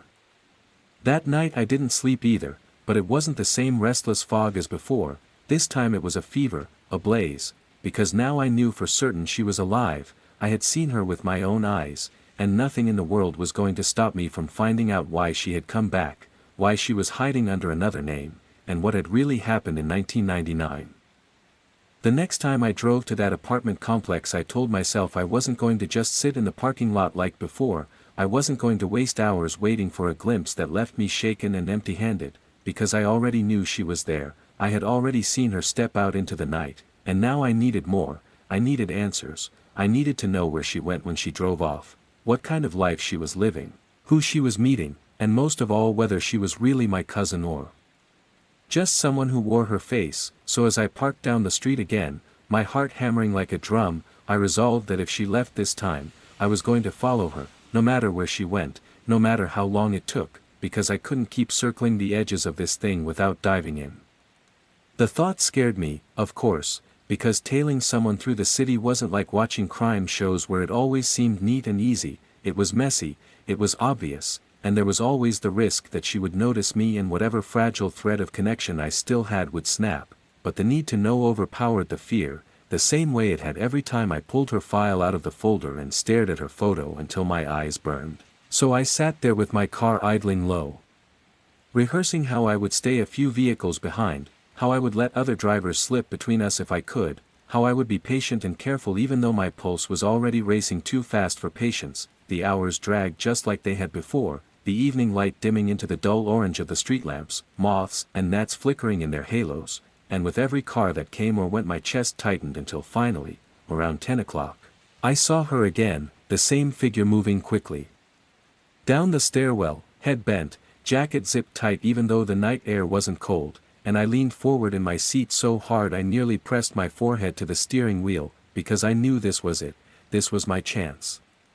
She didn't linger, she moved like someone who had a destination in mind, unlocking her car with a flick, sliding inside, the headlights blooming in the dark, and as she pulled out of the lot I waited 2 full heartbeats before turning my own ignition and easing out behind her, careful not to get too close, careful to keep another car between us when I could, and the moment my tires hit the road I felt a strange rush, a mixture of dread and exhilaration, like I was crossing a line I could never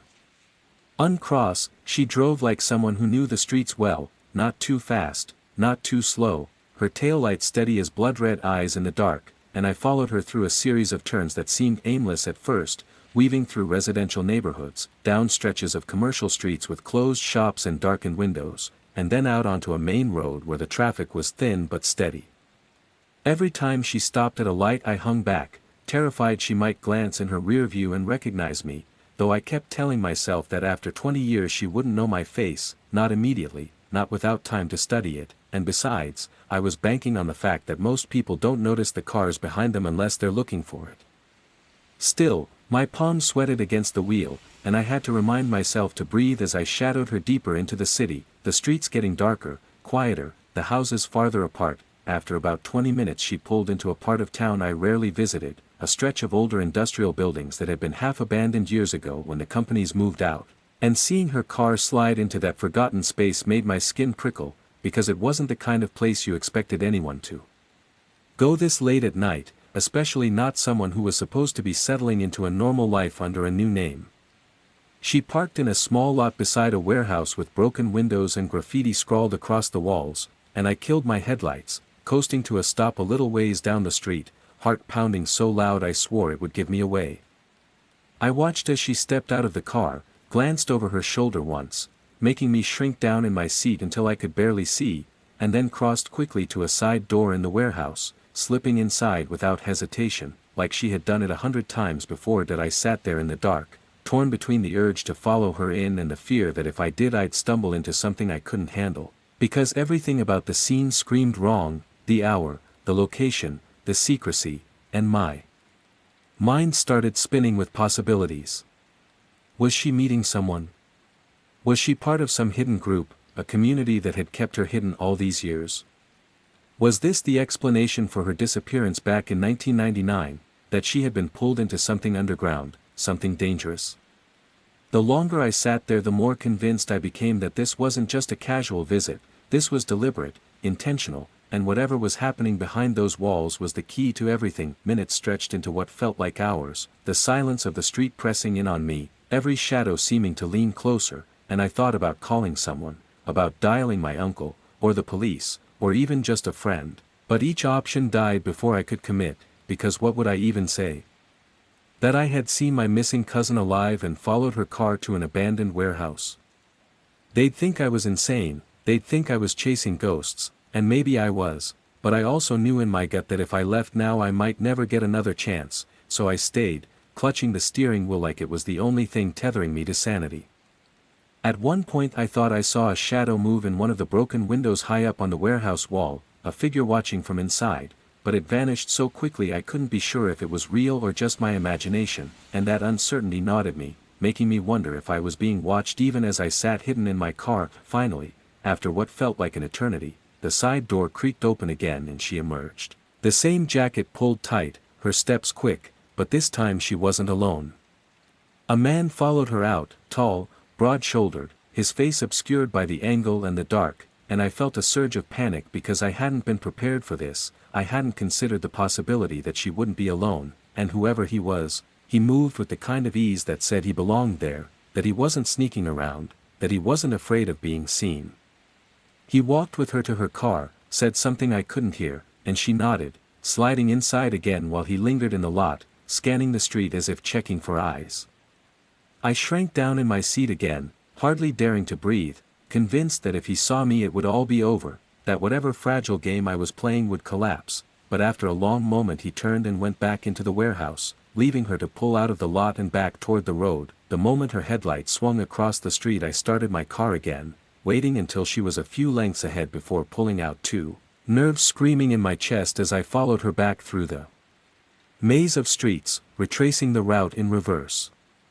This time I couldn't stop thinking about the man, about the fact that she hadn't been alone, and the implications spiraled in my head. Was he part of whatever had taken her from us?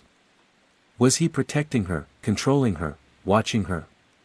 Or worse, was she with him willingly, part of something she had chosen instead of her family? Every possibility felt worse than the last, and by the time she pulled into her apartment complex again I was shaking, gripping the wheel with white knuckles, desperate for answers but more lost than ever that I didn't follow her inside. Of course, I couldn't, but I parked down the street again and sat there long after her lights had gone out. The image of that warehouse burned into my mind, the sound of the door creaking, the glimpse of that tall figure who seemed to loom larger in memory the more I thought about him. I knew then that this wasn't just about finding my cousin anymore, it was about uncovering the truth of whatever world she had stepped into, a world that had brushed against mine for the first time that night, and I realized with a shiver that I might already be in deeper than I could handle. The next night, I couldn't stop thinking about the warehouse, about the man I had seen with her, about the way she had moved inside and out of that space, and the way it all felt like a thread leading me somewhere I had no business going, yet I knew in my bones that I had to follow it. I had to know what was inside, what world she had stepped into, and why she had vanished from our lives for so long. So I spent the entire day pacing, planning, telling myself I would be careful, that I would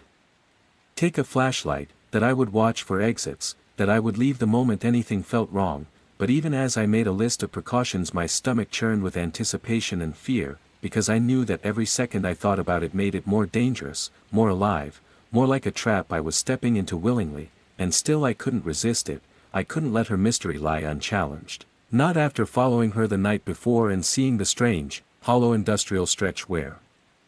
she went, the man who lingered like a shadow, and the flickering, half-forgotten aura of a place that didn't belong in the modern city, yet existed right in its heart. As night fell, I parked my car a few blocks away from the complex, tucked my flashlight into my jacket, slipped my phone into my pocket with the battery full, and crept through the shadows to the edge of the lot, moving with a deliberate quietness, my breath shallow, each step measured so as not to alert anyone inside, and I felt the thrill of fear that comes from knowing that what I was about to do could be dangerous, even deadly, and that once I crossed the threshold I might not be able to turn back. The lot was quiet, empty, bathed in the weak glow of a street lamp, and I pressed myself against the side of a building, peering up at the warehouse itself, a hulking structure with broken windows that seemed to stare down at me like blind eyes. Graffiti sprawled across the metal doors like warnings, and the faint hum of something inside, maybe a fan or a motor, maybe life, made my pulse spike. I thought about leaving, about turning around and never coming back, but the thought of abandoning the chance to see her, to know her, to understand the life she had chosen, was unbearable. So I took a deep breath, told myself I was careful, and slipped around the corner, keeping low, until I was at the side door where she had entered the night before. It was locked, but the kind of old metal lock that gives if you tug just right, and I found myself hesitating for a long moment, heart hammering, hand on the latch, trying to imagine what I would find inside, what might be waiting for me, and the worst-case scenarios flashed in my mind: an angry stranger, a trap, a confrontation I wasn't ready for, yet still the curiosity, the need to know, overpowered the fear, and I pushed the door open slowly, careful not to make a sound, until it swung inward with a protesting squeal that felt deafening in the silent night. Inside, the air was thick with dust and the faint smell of rust and decay, a place abandoned by the world but alive with secrets, the floor littered with scraps of paper and broken pallets, shadows stretching long and thin under the dim light that filtered in through cracks in the roof, and I stepped cautiously, flashlight sweeping across the room, every beam of light picking up shapes that might be machinery, might be crates, might be something else entirely. I tried to stay calm, counting my steps, whispering to myself that it was just a building, just a place, just walls and floor and ceiling, but I could feel a pulse here, an energy, as though the air itself was waiting, listening, and every sound I made echoed off the metal walls like a warning.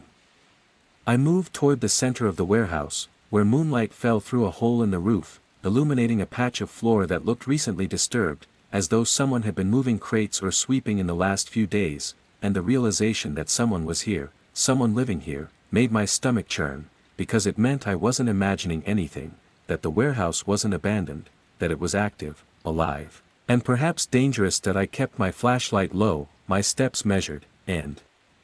as I rounded a stack of pallets I froze because there, just ahead, was a faint glow of light from another room, a room sectioned off by plywood walls and plastic sheeting, the kind of makeshift partition that screams, private, or secret, and I crept closer, pressing my ear to the wall, straining to hear anything at all, but the air was silent except for the hum of an unseen motor and the soft scrape of something moving inside.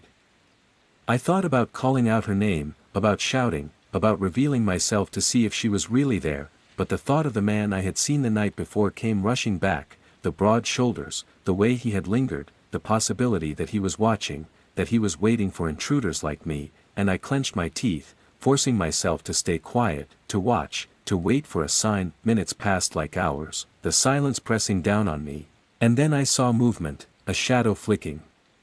behind the plastic sheeting, a figure bending, straightening, and for a moment my heart stopped, because it was her, I was sure of it, but the angle and the distance made it impossible to see her face clearly, and the longer I watched, the more I noticed details that made my skin crawl and my imagination run wild, the precision of her movements, the carefulness, the way she carried herself like someone trained to disappear, the faint glow of what looked like a computer screen or a small lamp,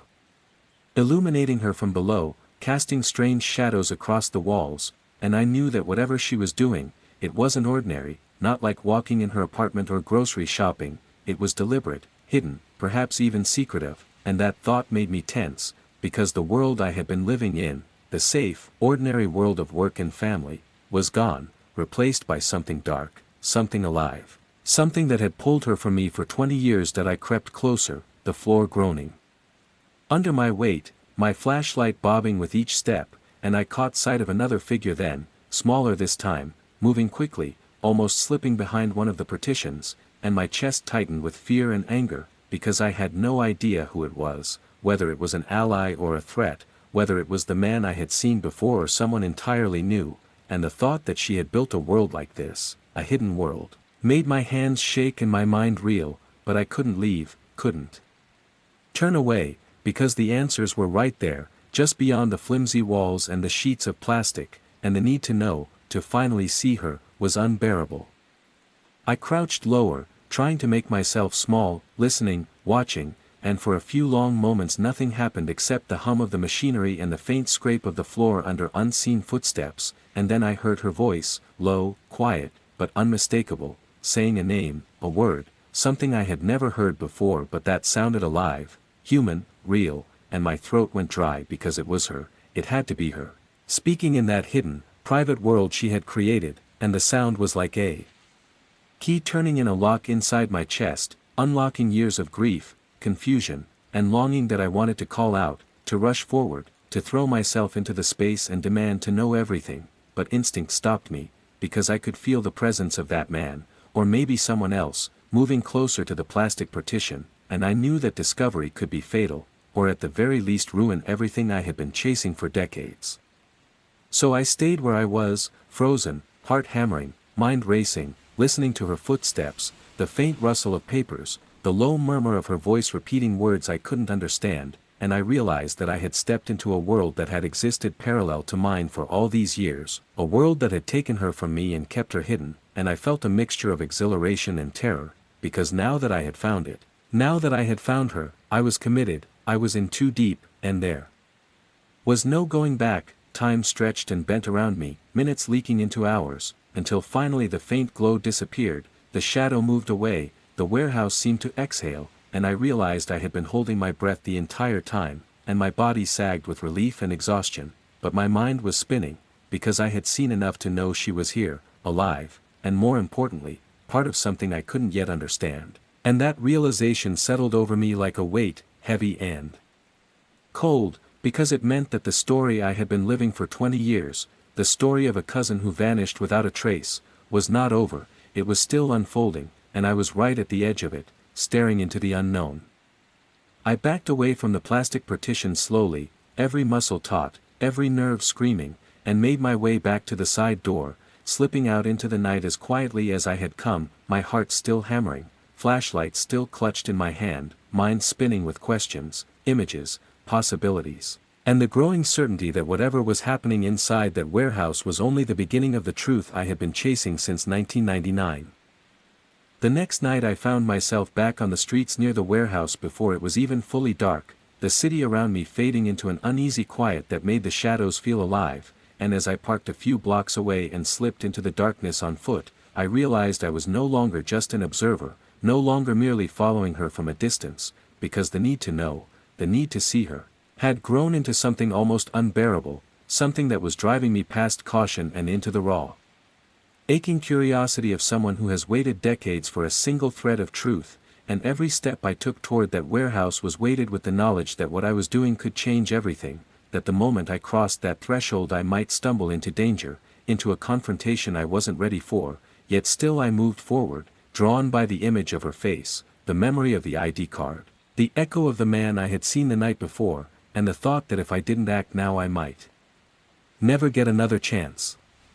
The streets were empty, the kind of emptiness that makes every sound loud, every shadow suspicious, and I kept my flashlight tucked low, my hand brushing it occasionally to reassure myself that it was there, ready if I needed it, while my eyes scanned every corner, every darkened doorway, every alley that might hide some unseen watcher, because the fear of being caught by someone inside the warehouse, or worse, someone waiting outside, had become real in a way it hadn't been before, and the city, usually familiar and safe, now felt like a maze designed to keep me on edge. By the time I reached the lot, the warehouse loomed above me, hulking and still, the broken windows like blank eyes staring down at me, and for a moment I paused, letting the silence settle, letting my pulse slow just enough to make me aware of how tense every muscle in my body had become, but the longer I stood there the more my resolve hardened, because I couldn't let fear win, not when the answers, whatever they were this close, waiting just behind walls of plywood and plastic, waiting in the dark, alive with the presence of the cousin I had lost 20 years ago. I circled the building slowly, careful to stay in the shadows, studying the side door where I had slipped in the night before, noting the lock, the hinges, the scuff marks on the ground, imagining the easiest, quietest way inside, and telling myself over and over that I would be careful, that I would stay low, that I would leave at the first sign of danger, because instinct screamed at me that this wasn't a normal place, that whatever was happening inside wasn't ordinary, that it was not meant for someone like me to witness, yet still I crept closer, heart hammering, every sound outside, the distant hum of traffic, the rustle of leaves, the bark of a dog, making me jump, making me question whether I was about to step into something I couldn't control. Once at the side door, I tried the handle gently, and to my relief it swung open with a soft squeak, the metal cool under my fingers, and I slipped inside, flashlight in hand, stepping quietly over the debris on the floor, the air heavy with dust and the faint smell of rust and something I couldn't identify, something that made my skin crawl, because it smelled like decay but also like life, like the presence of someone else, someone hidden, someone who belonged here, and the thought tightened my chest, made my breath come faster, because I knew I was intruding into a private world, a world I had no right to. Yet my need to see her, to understand, pushed me forward, past hesitation, past common sense, past the gnawing dread that maybe I was already too far gone. The warehouse stretched ahead, cavernous, shadowed, every corner a dark blot where the light from my flashlight barely reached, and I crept carefully, listening for any sound, any indication that I wasn't alone, while in the back of my mind I kept replaying the faint movements I had seen the night before, the shadow behind the plastic partition, the low hum of machinery, and the vague outline of the man who had lingered in the lot, all of it pressing on me like a warning that this world was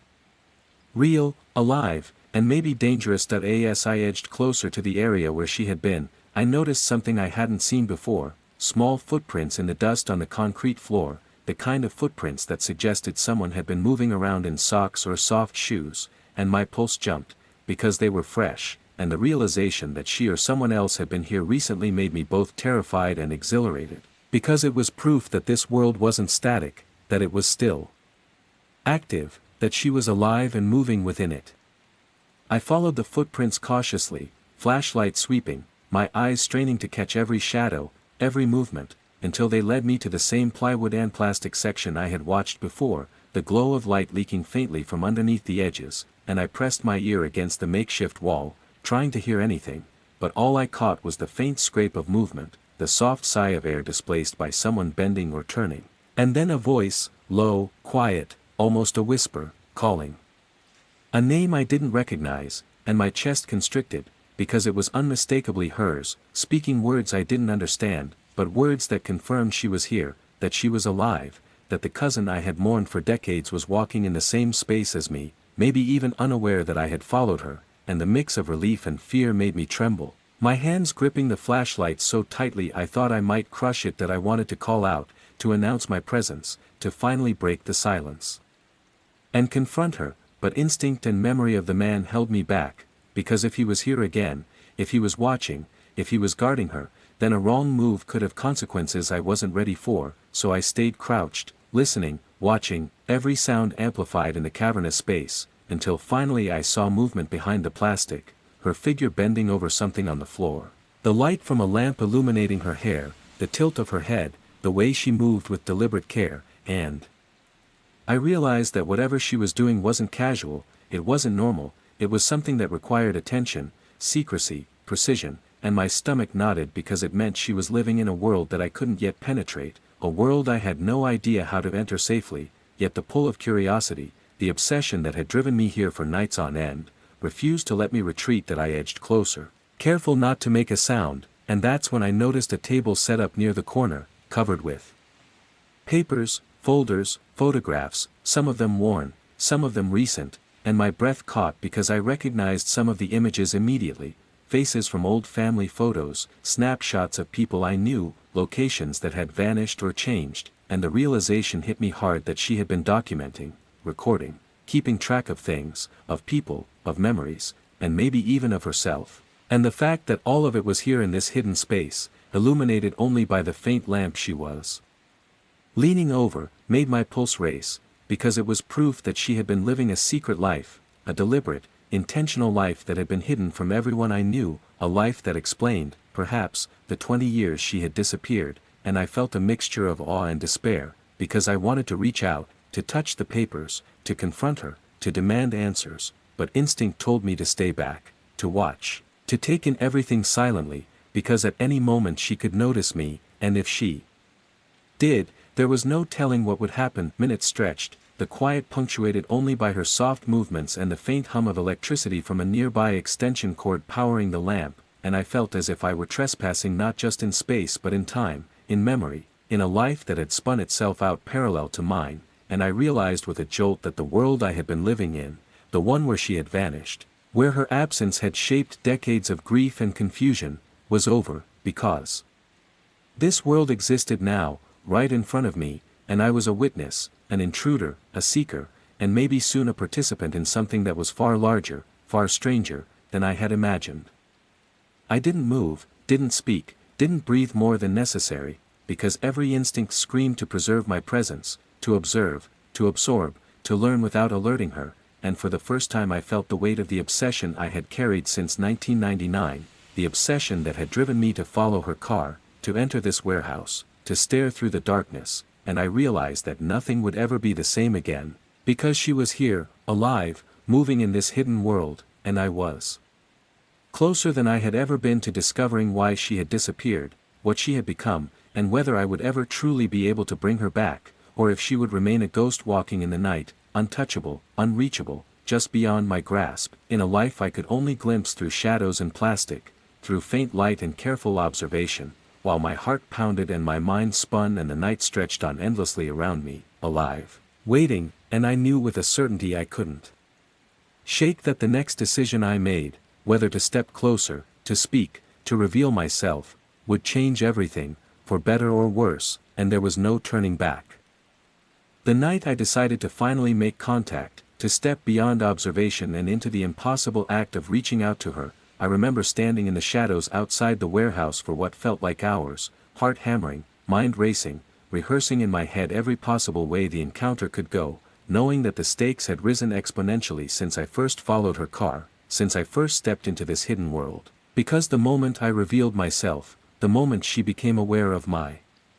presence, there would be no turning back, no hiding in the corners of her life anymore, and I had to be ready for everything, the fear, the rejection, the confusion, the anger, or even worse, the possibility that she wouldn't want anything to do with me, that the cousin I had mourned for 20 years had built a life where I didn't belong, and as I stood there, flashlight tucked at my side, every sound in the deserted industrial stretch amplified, the distant hum of a car engine, the scrape of a branch in the wind, the faint whistle of the night air through the broken windows, I realized that this was a point of no return, that whatever happened next would define the rest of my life, because I wasn't just peeking into her world anymore, I was about to step into it. I had prepared myself as best I could, my phone fully charged, flashlight in hand, shoes quiet enough to let me move without alerting anyone, clothing dark to blend with the shadows, and my mind buzzing with the scenarios I had played over and over in my head, but nothing could truly prepare me for the moment I first saw her move behind the plastic partition, the soft glow of the lamp illuminating her in stark relief, hunched over the papers and photographs that had seemed so ordinary from a distance yet were now intimate, familiar, terrifying, because they were pieces of her life, evidence that she had been somewhere else, living, breathing, existing, while I had been trapped in decades of absence, memory, and grief. I edged closer, keeping to the shadows, flashlight low, breath shallow, every step deliberate, because I knew that one false move could shatter everything, and I whispered her name just softly enough that it barely carried, testing, hoping, terrified, and for a moment. She didn't react, continuing to sort through the papers, bending and straightening, the light from the small lamp casting strange shadows across the walls, making the space seem larger, emptier, yet full of presence, of life, and then she froze, the papers slipping slightly in her hands, and I felt my heart stop, because she had heard me, or at least sensed me, and for the first time in 2 decades the possibility that I might not just be an observer became terrifyingly real, because the person I had been chasing, hoping to see, hoping to find, was aware of my presence, and that awareness could be as dangerous as it was miraculous. Melissa. I whispered again, voice barely audible, trembling, and she straightened slowly, turning toward the direction of the sound, and for a heartbeat I thought I had imagined everything, that the shadowy figure in the glow of the lamp was someone else, a stranger, but then her eyes met mine, and my chest tightened as recognition surged in both directions, and for a long, suspended moment we simply stared at each other. 2 people separated by decades, by choices, by absence, by mystery, and the weight of that silence pressed down like water, heavy, suffocating, impossible to escape, because in that instant the years fell away, the grief, the longing, the empty years of imagining her life and what might have happened, and all that remained was the living, breathing person before me, the cousin I had mourned, the woman I had dreamed of seeing, and the shock was almost unbearable, almost more than I could take, yet it was real, undeniable, present, and alive. She stepped back. Instinctively, small movement, cautious, and I raised my hands slowly, not wanting to scare her, trying to convey that I meant no harm, that I was just the person she once knew, the person who had searched for her for years, and I saw in her eyes the flicker of recognition, confusion, and something like fear, because she had built a life here, a hidden world, a secret, and I had crossed into it uninvited, unprepared, and she didn't know what to make of me, or how to respond, and the sight of her hesitation cut through me, because I had imagined this moment endlessly, rehearsed it in countless ways, but the reality was messy, alive, dangerous, full of emotion that I hadn't anticipated, full of tension, full of the unknown, and I realized that despite my planning, despite my caution, despite every rational thought I had clung to, I was utterly vulnerable in this moment, and she was too, caught between recognition, fear, and perhaps curiosity. Is it really you? She asked, voice low, strained, uncertain, and my throat went dry, because the sound of her voice, after 20 years of silence, after decades of imagining, after nights of following cars, of creeping through the shadows, of watching her from the edges, was like fire in my chest, igniting every memory, every grief, every longing, and I nodded, voice catching as I said her name, confirming, affirming, bridging the impossible distance between us. And she blinked, a slow, deliberate blink, processing, searching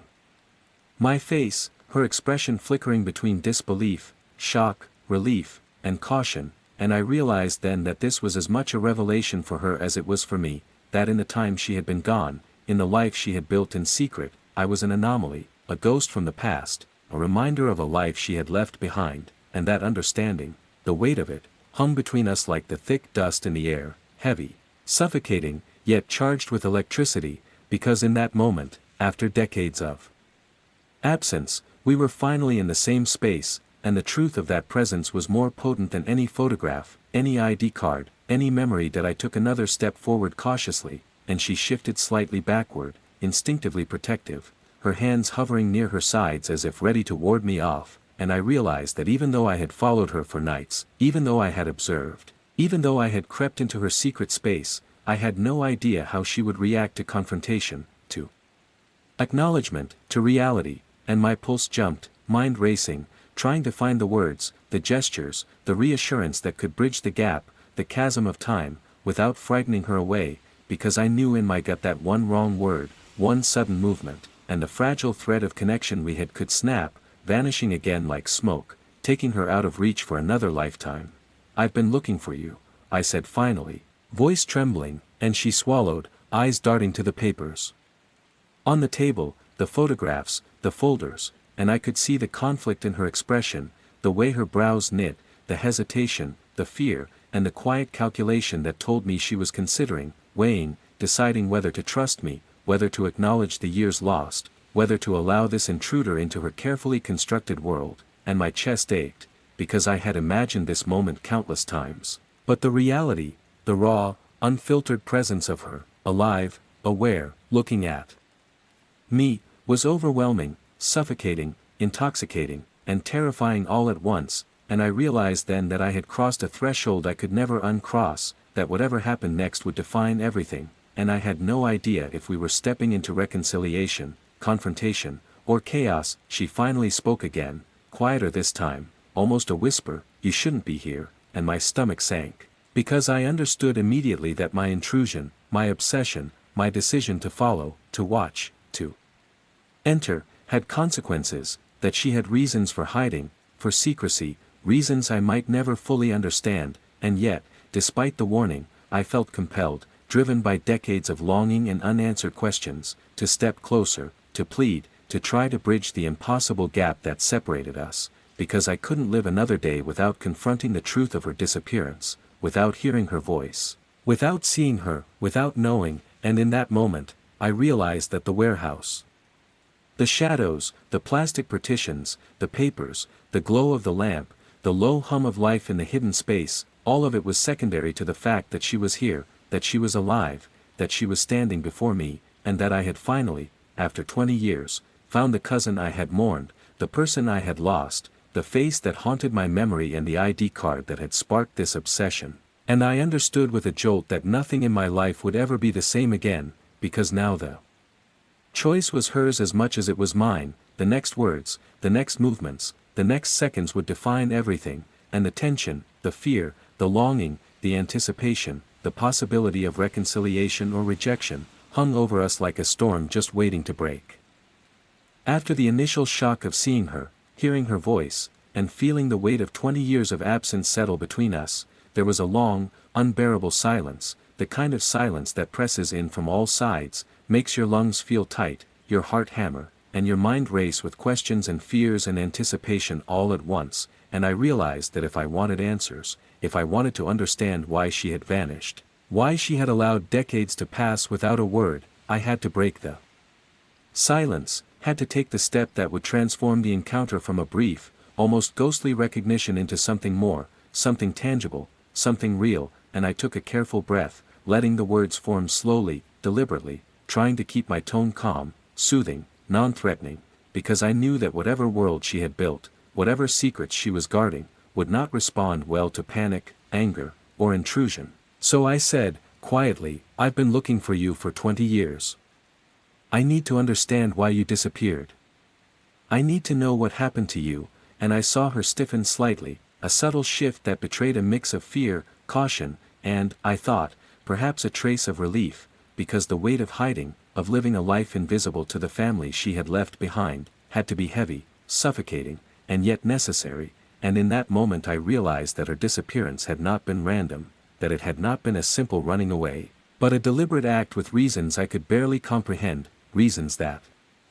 were now pressing themselves into the room with a gravity I had never anticipated, and the air between us seemed to thicken as she turned slightly, avoiding my gaze at first, before finally speaking, low, hesitant, measured, as if testing the waters of trust, of exposure, of confession, and she said, "You weren't supposed to find me," and the word struck me with the force of a revelation. Because in that simple sentence lay decades of concealment, layers of secrecy, and the undeniable truth.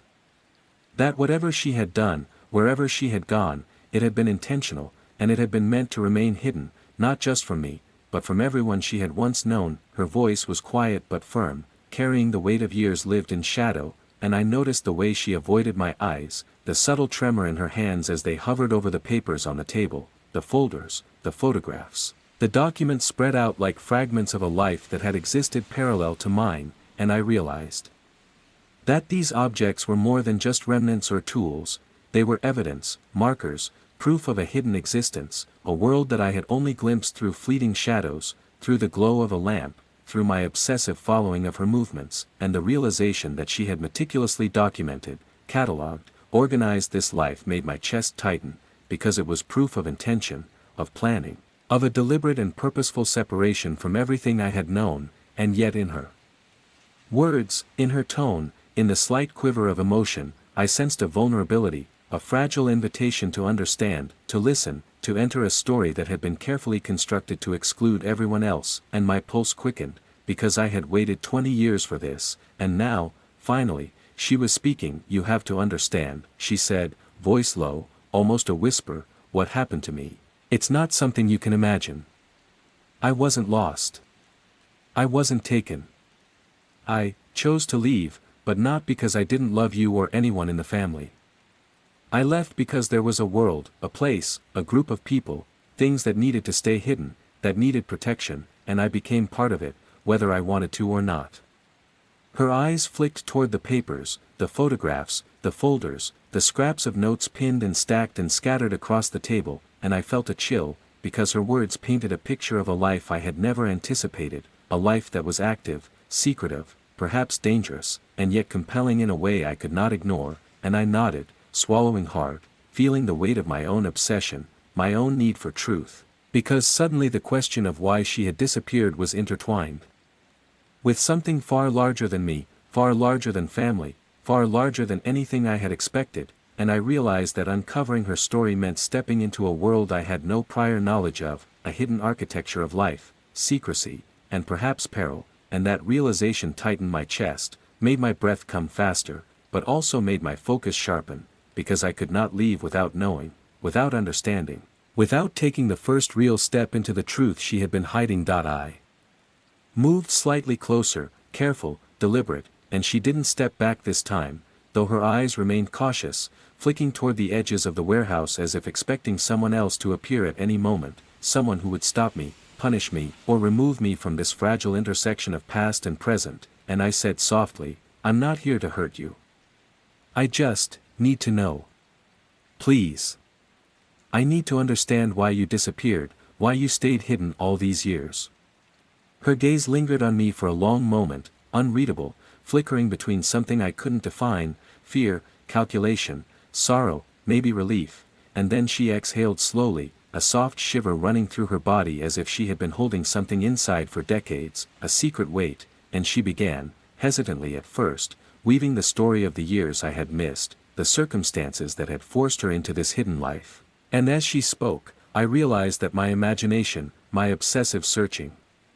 my following of her car, my creeping through shadows, had only scratched the surface, had only touched the surface of something vast, something intricate, something that was almost impossible to believe yet undeniably real, because her words, her gestures, her presence confirmed them, and the way she described the nights, the movements, the people she had interacted with, the careful monitoring of the outside world, the measures she had taken to remain unseen, all of it painted a picture of meticulous planning, strategy, and necessity that I had never considered, and my mind raced to catch up, to connect dots, to fill in the spaces between her words and the silence that had surrounded me for 20 years, and yet even as she spoke, I realized that she was giving only fragments, only glimpses, only hints, and that the true depth, the full scope, of what had happened remained shrouded, hidden, reserved for those who had been inside this hidden world for the entirety of her absence. And I felt the weight of the unknown pressing down, thrilling and terrifying at once. She paused then, as if measuring whether I could handle the next part, the deeper truths, and I felt my pulse thicken, breath shallow, because I knew that what she was holding back was immense, dangerous, and that stepping too quickly, pressing too hard, could unravel everything, could push her away, could make her retreat into the shadows that had been her sanctuary for decades, and I swallowed hard, nodding. Slowly, trying to convey patience, understanding, and an invitation to trust, because I knew in that instant that this was not a casual confession, this was a careful, deliberate reveal, the first step in a story she had guarded with her life, and the fact that she was willing to share even this much was monumental. There are people, she said finally, voice almost a whisper, who watch over things, who maintain balance, who protect, knowledge, events, individuals that the world cannot see or understand. I became part of it. I had no choice once they found me. I was trained, monitored, moved, hidden. And I've been here ever since, living in the shadows, existing alongside a world that you could never imagine, because if it were revealed, she trailed off, gaze flicking to the darkened corners of the warehouse as if the walls themselves had ears, it would change everything. It would destroy lives, including mine. Including yours. I swallowed, heart hammering, trying to absorb her words, trying to reconcile the cousin I had lost, the person I had mourned, with the woman in front of me, and the weight of decades of absence pressed down, heavy, suffocating, almost unbearable, yet I felt an urge, a compulsion, a drive to know more, to understand, to step further into this hidden world, because I had spent 20 years searching, waiting, hoping, and the moment for answers was here, tangible, alive, frightening, yet irresistible, and I realized then that whatever lay ahead, whatever secrets she held, whatever dangers, risks, and mysteries awaited, I had crossed the threshold, and there was no going back, because for the first time in 2 decades, she was alive, speaking to me, revealing fragments of a life hidden from the world, and I knew, with an impossible mixture of fear, awe, and longing, that the story I had been living, the story that had begun with her disappearance in 1999, was only beginning to unfold in its full, terrifying, beautiful, unrelenting complexity. After she spoke of the secret world she had become a part of, I realized that words alone were not enough to convey the depth of her absence, the careful measures, the dangers, and the extraordinary circumstances that had kept her hidden for 2 decades, and she seemed to understand my unspoken thoughts, because she reached slowly toward the table, her hands hovering over the stacks of papers, folders, and photographs, and then she began to pick them up, one by one, spreading them in a careful, deliberate way on the dusty table, as if arranging a story that she was only willing to tell piece by piece, and the first photograph she handed me made my breath catch in my throat, because it was her, unmistakably, but not in the way I had remembered, not as the teenager I had mourned, not as the young woman I had imagined, but older, stronger, wary, alive, standing in front of a building that I did not recognize, one that seemed abandoned yet imposing, shadows of other figures barely visible behind her, faces blurred or turned away, and I realized immediately that this was not a casual snapshot, this was evidence of a life carefully documented, observed, a life where she existed under rules, scrutiny, perhaps even threat, and the weight of it made my hands shake as I held the photograph, trying to absorb the truth, trying to reconcile the cousin I had known with the woman in front of me, the woman who had lived, survived, hidden, for 20 years. She handed me another photograph. This one of a street, quiet, empty, but in the distance I could see movement, a shadow of a figure, and she said softly, "These are people I had to watch, people who were connected to the world I entered, people who needed to remain unseen, protected, or monitored. Some I could help, some I could not. Some didn't survive." Her words were low, almost a whisper, yet the weight behind them pressed into me like a physical force, because she wasn't speaking metaphorically, she was telling the truth, the harsh, uncompromising truth of a life built around secrecy and survival, and I realized then that the warehouse, the papers, the photographs, were only the tip of the iceberg, a controlled glimpse into a network of hidden actions, shadowed lives, and forces I could barely comprehend, yet that had shaped her existence for decades, and the revelation made my stomach tighten, my pulse quicken, because I had expected answers, perhaps explanations, but the scope of what she had been involved in, even indirectly, was beyond my imagination, frightening, yet compelling, because it finally explained why she had disappeared, why she had remained hidden, why she had become a ghost in the lives of everyone who loved her. She picked up a folder next, thick and heavy, worn at the edges, with labels in handwriting I didn't recognize, and when she opened it, I saw rows of photographs, notes, documents, maps, all meticulously arranged, catalogued, and annotated, as if she had been keeping track of a parallel reality, a secret ecosystem of people, places, and events that existed alongside the world I had known but completely hidden, and my mind raced to take it all in, because even from a distance, scanning the pages, I could feel the careful intelligence, the discipline, the constant vigilance that had been required to survive this life, and I realized that the calm, ordinary world I had lived in, the one filled with work, friends, family, normal routines, was completely removed from the reality she had inhabited, a reality that demanded alertness, secrecy, careful movement, and absolute attention to detail, and the sheer magnitude of it was almost paralyzing, yet I couldn't stop looking, couldn't stop absorbing every detail, because each photograph, each note, each scribble told a story, and each story was a key to understanding why she had vanished. One photograph in particular froze me, showing her standing in front of a building I didn't recognize, with faint silhouettes of people behind her, all blurred, but with a sense of organization, as though the moment had been captured deliberately, and I realized that she had been embedded in a group, perhaps an organization, something with rules, hierarchy, objectives, and consequences, and the realization that she had been living in such a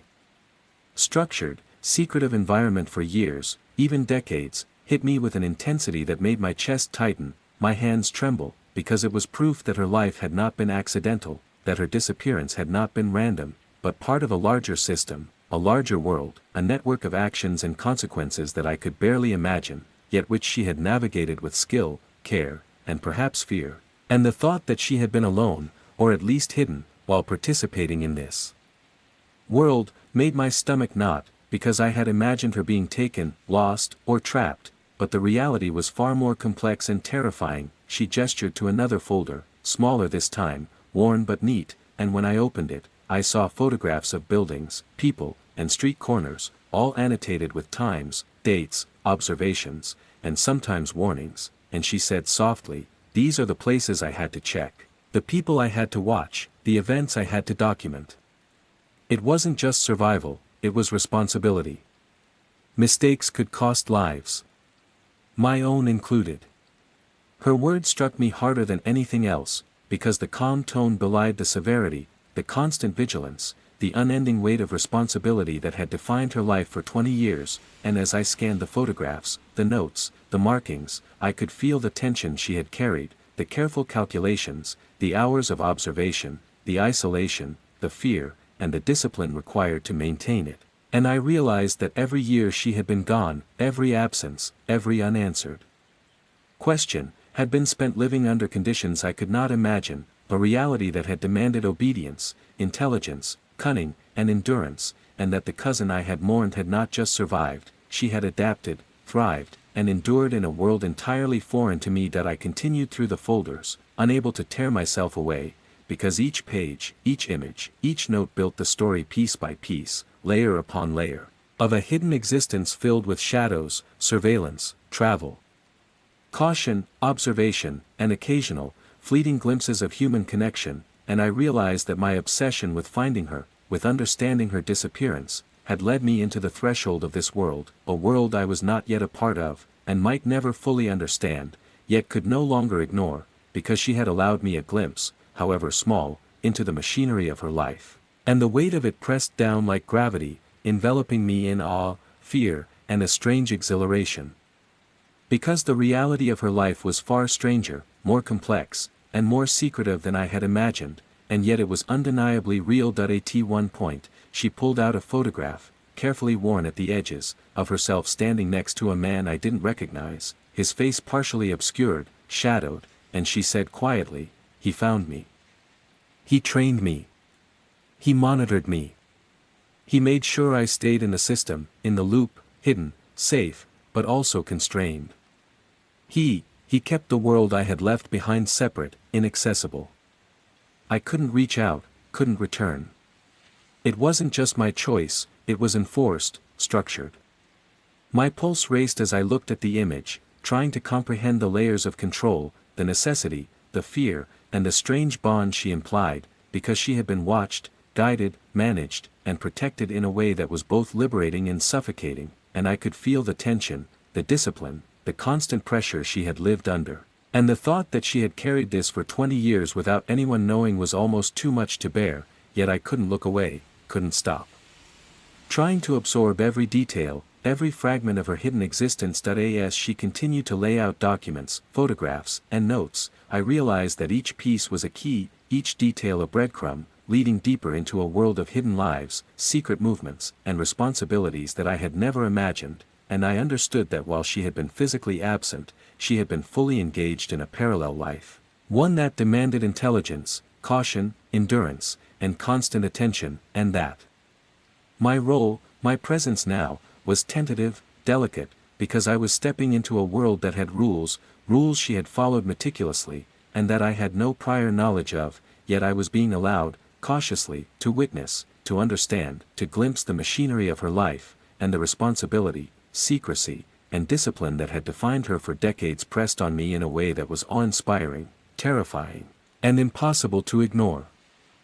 Hours passed as I sifted through the materials she revealed, photographs of buildings, street corners, unknown people, annotated notes, handwritten observations, and the careful structure of a hidden life that had existed entirely outside the world I had known, and as I looked at each piece, I could feel the story unfolding, the threads of her secret life weaving together in ways I could barely comprehend, yet which explained everything, the disappearance, the absence, the decades of silence.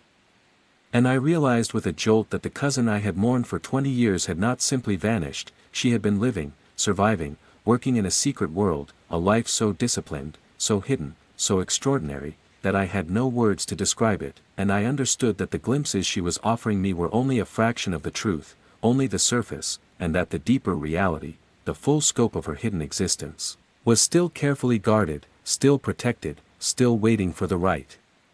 time, the right trust, the right conditions, before being revealed, and I felt both exhilarated and terrified, because I had crossed a threshold, entered a world I barely understood, and now I had to navigate the fragile trust, the careful revelations, the hidden truths she was allowing me to witness, knowing that one misstep could push me out of this life again, into the world of absence, ignorance, and longing I had lived in for 20 years, yet unable to pull away, unable to stop looking.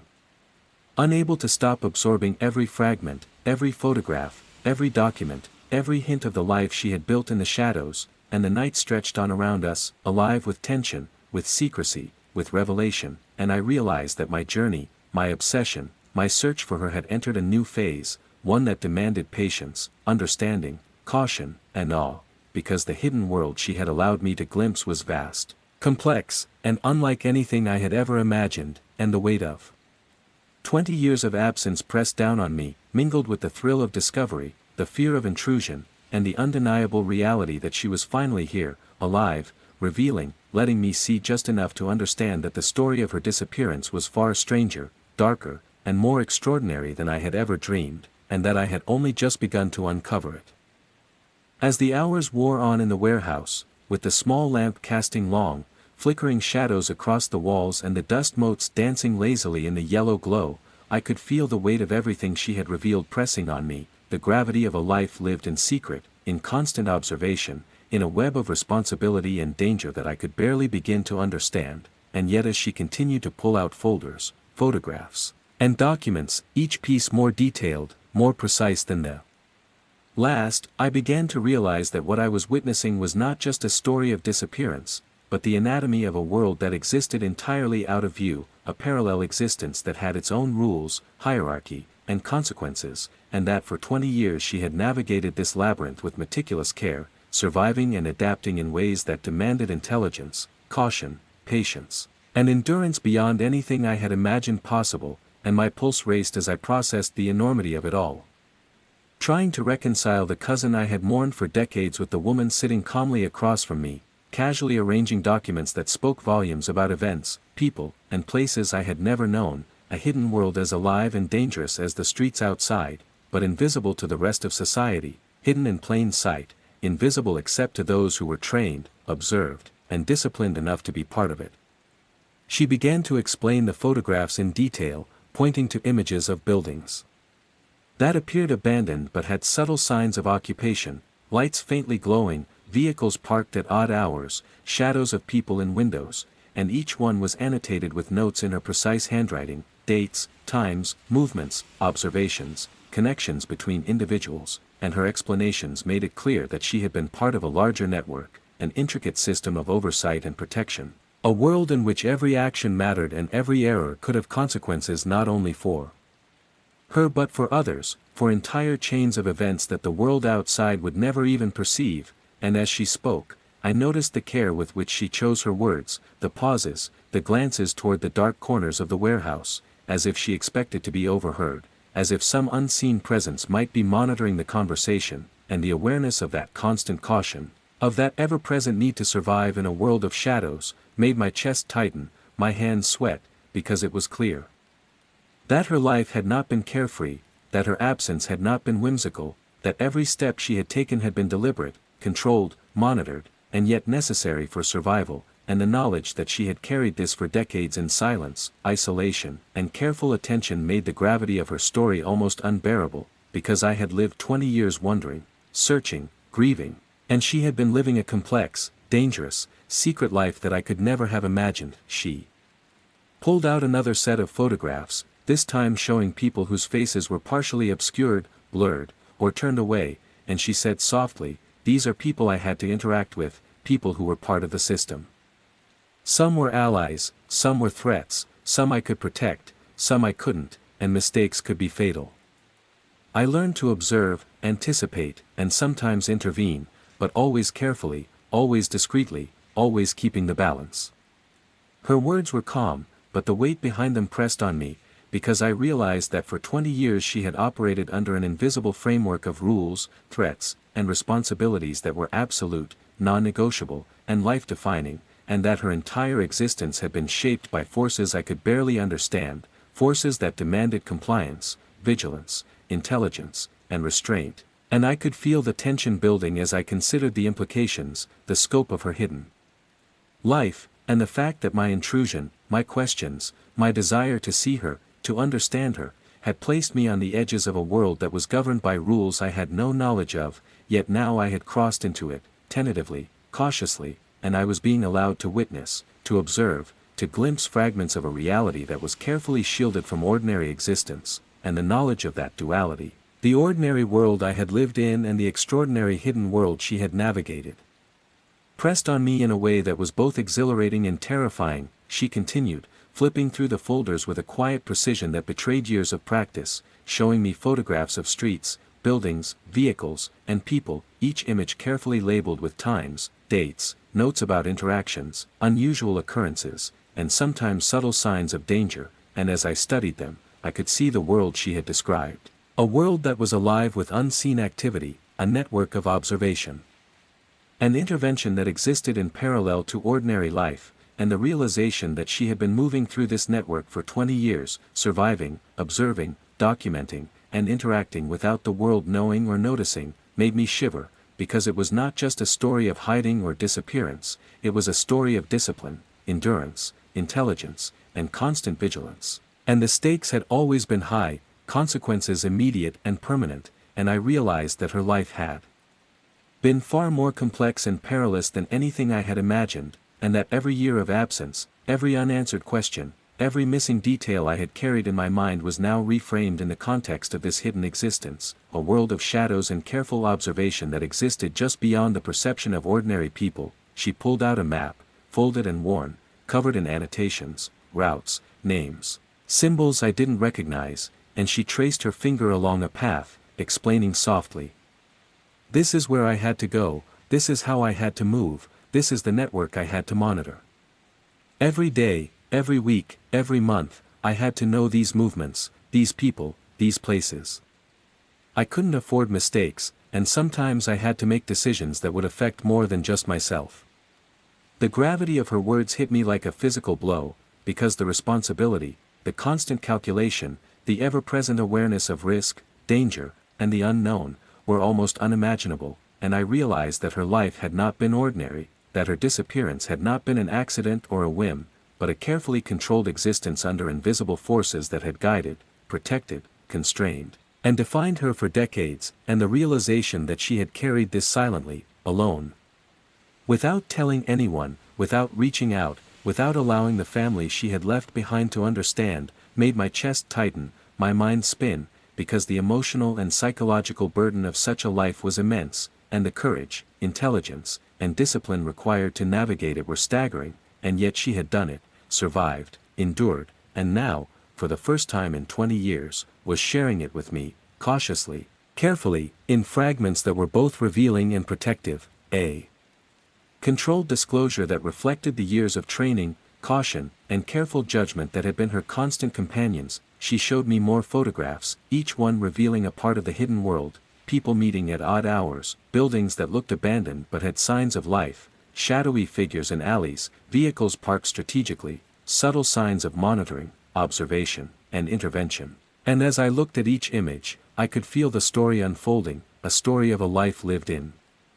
parallel to ordinary existence, a life that demanded intelligence, caution, vigilance, and endurance, and I realized that the cousin I had mourned for 20 years had not simply disappeared, she had entered a world that required her to be invisible, to be careful, to exist without recognition, and yet to be constantly engaged, alert, and prepared, and the magnitude of it pressed on me, awe-inspiring, terrifying, and impossible to ignore, because I had crossed into this world, I was witnessing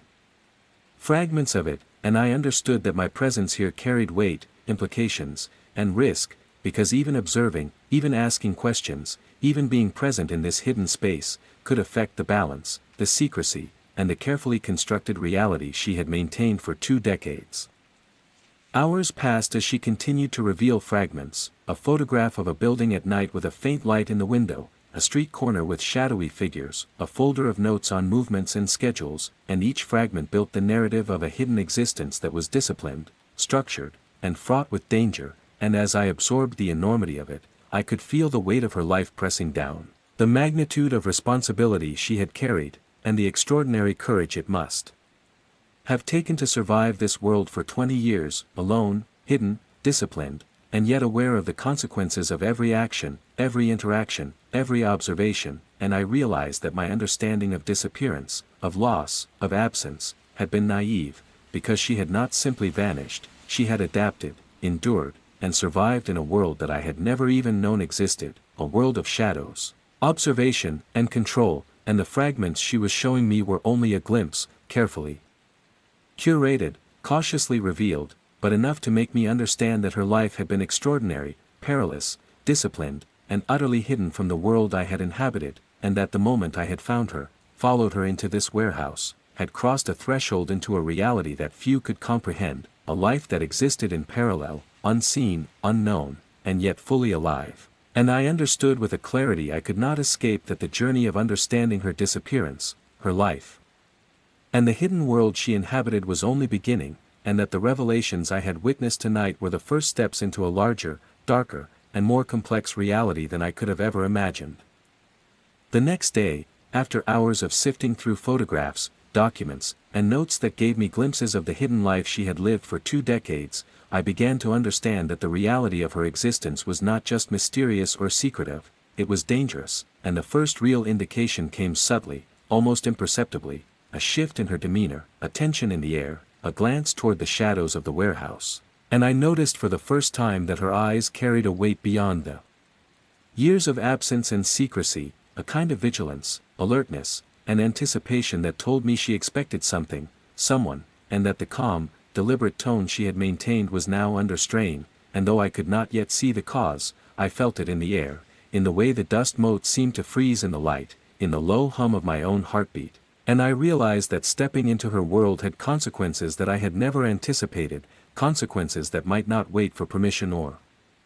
warning, consequences that could arrive unannounced, sudden and unforgiving, and the weight of that realization pressed down on me with a force I could barely comprehend. She moved quickly then, almost instinctively, reaching for the folders and photographs, gathering them with precision and purpose, as if preparing for something imminent, and I realized that whatever had shifted in the atmosphere had triggered a response. An action I could not yet understand but that I instinctively knew to respect, to follow, to observe without interference, and when she spoke, her voice was low, urgent, and taut with tension, "We need to move. They know I'm here." The word struck me like a thunderclap, because though she had alluded to the dangers of her hidden life, to the monitoring, observation, and the threats she faced, hearing it, being told directly that someone or something was aware of our presence, made the danger tangible, immediate, and very real, and I could feel my stomach tighten, my pulse quicken, my body react in ways that my mind tried to rationalize. Because the theoretical risks she had described, the stories, the photographs, the annotations, had all been abstract until this moment, and now the abstract had become reality, urgent, alive, and threatening. She led me to a back exit I had never noticed, a door concealed behind a stack of crates and dust-covered equipment, and the moment she pushed it open, a chill wind swept into the warehouse, carrying with it the scent of wet concrete, rust, and something else, something metallic, something that reminded me of tension, alertness, and danger, and as we stepped into the alley behind the building, I could feel the pulse of fear, excitement, and anticipation coiling in my chest, because this was the threshold between observation and involvement, between safety and exposure, between the life I had known and the hidden world she had inhabited, a world where every step mattered, every movement could be watched, and every second carried potential consequences I could not predict, and the realization that I was no longer an observer, that I had crossed into active participation, pressed on me like a tangible weight, almost suffocating, and I struggled to breathe, to maintain composure, to keep pace with her carefully measured movements. The alley stretched long and narrow, flanked by rusted metal siding, cracked brick walls, and the occasional broken window reflecting the dim light of the overcast sky, and I could feel my eyes scanning, taking in every shadow, every subtle movement, every possible hiding place, because instinctively I knew she had trained me, consciously or not, to be alert, to observe, to anticipate, and yet I also knew that the reality of this world went beyond observation, beyond awareness, beyond calculation, into action, reaction, and survival, and I felt my pulse spike as she moved silently ahead, glancing back at me periodically, a small, fleeting signal that said, "Follow, stay alert, stay quiet, stay alive," and as I did, I realized that my role had changed, irrevocably, permanently, from observer of her hidden life to participant in its unfolding dangers, a fact that simultaneously thrilled and terrified me. Suddenly, a noise, a distant, metallic clatter, sharp and abrupt, cut through the quiet of the alley, and she froze instantly, hand shooting out to grab mine, pulling me behind a dumpster with a precision and swiftness that took my breath away, and in that moment, I understood the stakes, understood the immediacy of danger, understood that this hidden world was not a story, not a photograph, not a folder of notes, but a living, breathing system of threats, observation, and constant vigilance, and I could feel my heart hammering, my mind racing, my body reacting to the instinctive fear that surged through me, because for the first time, the danger was not abstract, it was real, it was present, it could reach out and touch us, and I was not prepared, not trained, not aware enough to fully navigate it, yet I had no choice, because she had pulled me into this, deliberately, cautiously, urgently, and I could not retreat, could not abandon, could not escape without consequences. She whispered, voice low, urgent, "They're close. Stay quiet. Don't move. Breathe slowly. Follow my lead," and I nodded, trembling, barely daring to exhale, barely daring to blink, as the sounds of movement approached, shadows stretching across the alley walls, the faintest reflection of light on a metal surface catching my eye, and I could feel my own fear mixing with a strange exhilaration, because in that moment, I was living the reality she had described, experiencing the world of observation, strategy, and danger that had defined her life for 20 years, and every step, every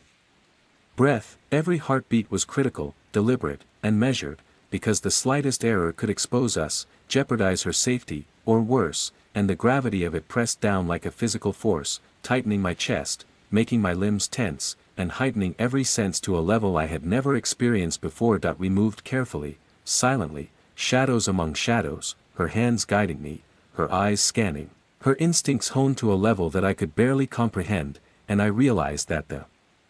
months, years, and decades she had spent in this hidden world had trained her not only to survive, but to anticipate, respond, and navigate dangers that I could not even conceptualize, and I felt simultaneously awed and terrified, because the cousin I had known, the girl I had mourned, the woman I had been chasing for 20 years, was now alive, fully engaged, dangerous in her own disciplined way, and yet protective, cautious, and guiding me through a reality I could barely comprehend, a reality where every step mattered, every sound was significant, and every second carried the weight of life, secrecy, and consequence. A sudden movement, a shadow flitting across a distant doorway, a faint echo of a footstep, sent a jolt of adrenaline through me, and she froze instantly, signaling me to do the same, hand gripping mine like a lifeline, and I felt the instinctive fear, the acute awareness, the primal survival response surge in me, because in that moment, the abstract danger of photographs and documents, of stories and folders, transformed into immediate, present, tangible threat, and I understood with clarity that this hidden world was unforgiving, unrelenting, and alive with consequences, and the magnitude of her courage, discipline, and survival over 2 decades hit me like a physical blow, leaving me breathless, awestruck, and terrified, yet unwilling, unable, to retreat. She signaled, and we moved again, silently, deliberately, through the narrow alleyways, around corners, behind dumpsters, along the edges of buildings, all the while the sense of presence, observation, and threat hung over us like a cloud, pressing down, subtle, unrelenting, a constant reminder that we were not alone, that every movement mattered, that the hidden world she had inhabited for 20 years was now touching me, involving me, and that the consequences of her life, her decisions, her survival, were now intertwined with my own, and the awareness of that reality made every step heavier, every breath more significant, every heartbeat a countdown to an unknown consequence, and yet I followed, compelled, drawn into the tension, the danger, the thrill, and the stark, undeniable reality of her existence. Hours seemed to stretch into eternity as we navigated the maze of alleys, abandoned lots, and shadowed streets, every sound amplified, every movement significant, every shadow potentially harboring danger, and I realized that this was only a fragment of the hidden world she had described, a fragment of the life she had lived in constant vigilance, observation, and survival, and that my presence, my involvement, had changed the equation, introduced new variables, and placed me within the delicate balance she had maintained for 20 years, a balance that could be disrupted by the slightest error, the slightest exposure, the slightest miscalculation, and the weight of that responsibility, even indirectly, pressed on me in a way that was both exhilarating and terrifying, because I understood that the life she had led, the world she had navigated, was unforgiving, relentless, and alive. And now I was part of it, whether I wanted to be or not, whether I was prepared or not, and the tension, the fear, the adrenaline, the awe, all combined into a single, unrelenting experience that left me breathless, alert, and forever changed. By the time the dim glow of streetlights flickered across the alley walls and the faint hum of the city seemed distant, almost non-existent, I had already realized that my presence in her world was no longer theoretical, no longer optional. I had crossed a line that could not be uncrossed, and the air around us felt charged, heavy, and electric with tension, because she had been right. Someone had noticed, someone had tracked, observed, and now, for reasons I could barely comprehend, the danger was real, tangible, and approaching, and as we rounded another corner, a faint sound reached my ears, subtle at first, almost imperceptible, the echo of shoes against cracked concrete, a rustle of movement, a shadow stretching across a wall, shifting and then halting, as if someone was waiting, watching, calculating the moment to act, and I felt my pulse spike, my body tensing, my senses sharpening in a way I had never experienced, because unlike the controlled environment of the warehouse, unlike the safety of observation from a distance, this was immediate, unmediated, raw danger, and I understood that every instinct, every lesson she had taught me through her actions over the past 24 hours, every subtle glance, every whispered caution, was now not just advice, but survival, and the consequences of misstep could be severe, irreversible, and immediate. She pressed herself against the wall, her hand shooting out to grip mine, her fingers tight, deliberate, communicating urgency and warning simultaneously, and she whispered, low and controlled, "They're here. Stay quiet, stay still, and follow my lead. Do not move, do not make a sound.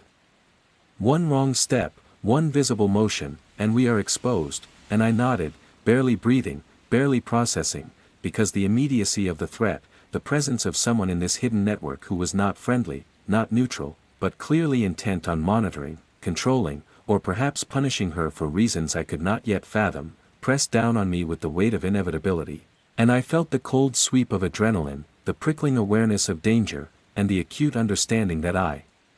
was now immersed, unwillingly but irrevocably, in a world where shadows carried consequence, where observation was survival, and where a single lapse could unravel decades of careful secrecy and meticulous planning. The movement of the shadow shifted, subtle but deliberate, a pacing, a circling, a calculated approach that spoke of experience, training, and intent, and I realized that we were not merely being watched. We were being hunted, or at least assessed, evaluated, and that her warning had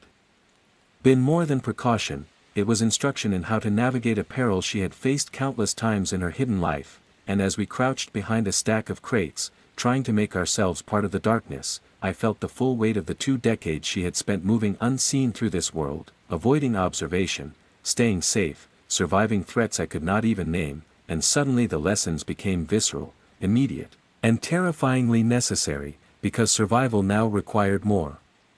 than observation. It required instinct, speed, subtlety, and absolute attention, and even then, there were no guarantees. From the corner of my eye, I caught movement, a flicker, a shape, a glint of reflected light on metal, and she reacted instantly, crouching lower, signaling with a subtle tilt of her head, a shift in posture, a gesture that I had learned to read in hours but now felt the gravity of, because it meant the threat was closer than I had imagined, closer than I had been aware of, and every muscle in my body tensed as I mirrored her movements, aware that she had done this countless times, that I had done it once, tentatively, experimentally, and that the real stakes of her world were now here, pressing into my chest, my lungs, my limbs, my mind, and I realized that in this moment, I was not merely observing a story, I was living it, a participant in a world of consequence, danger, and secrecy, a world where the past 20 years of her hidden life collided with the present,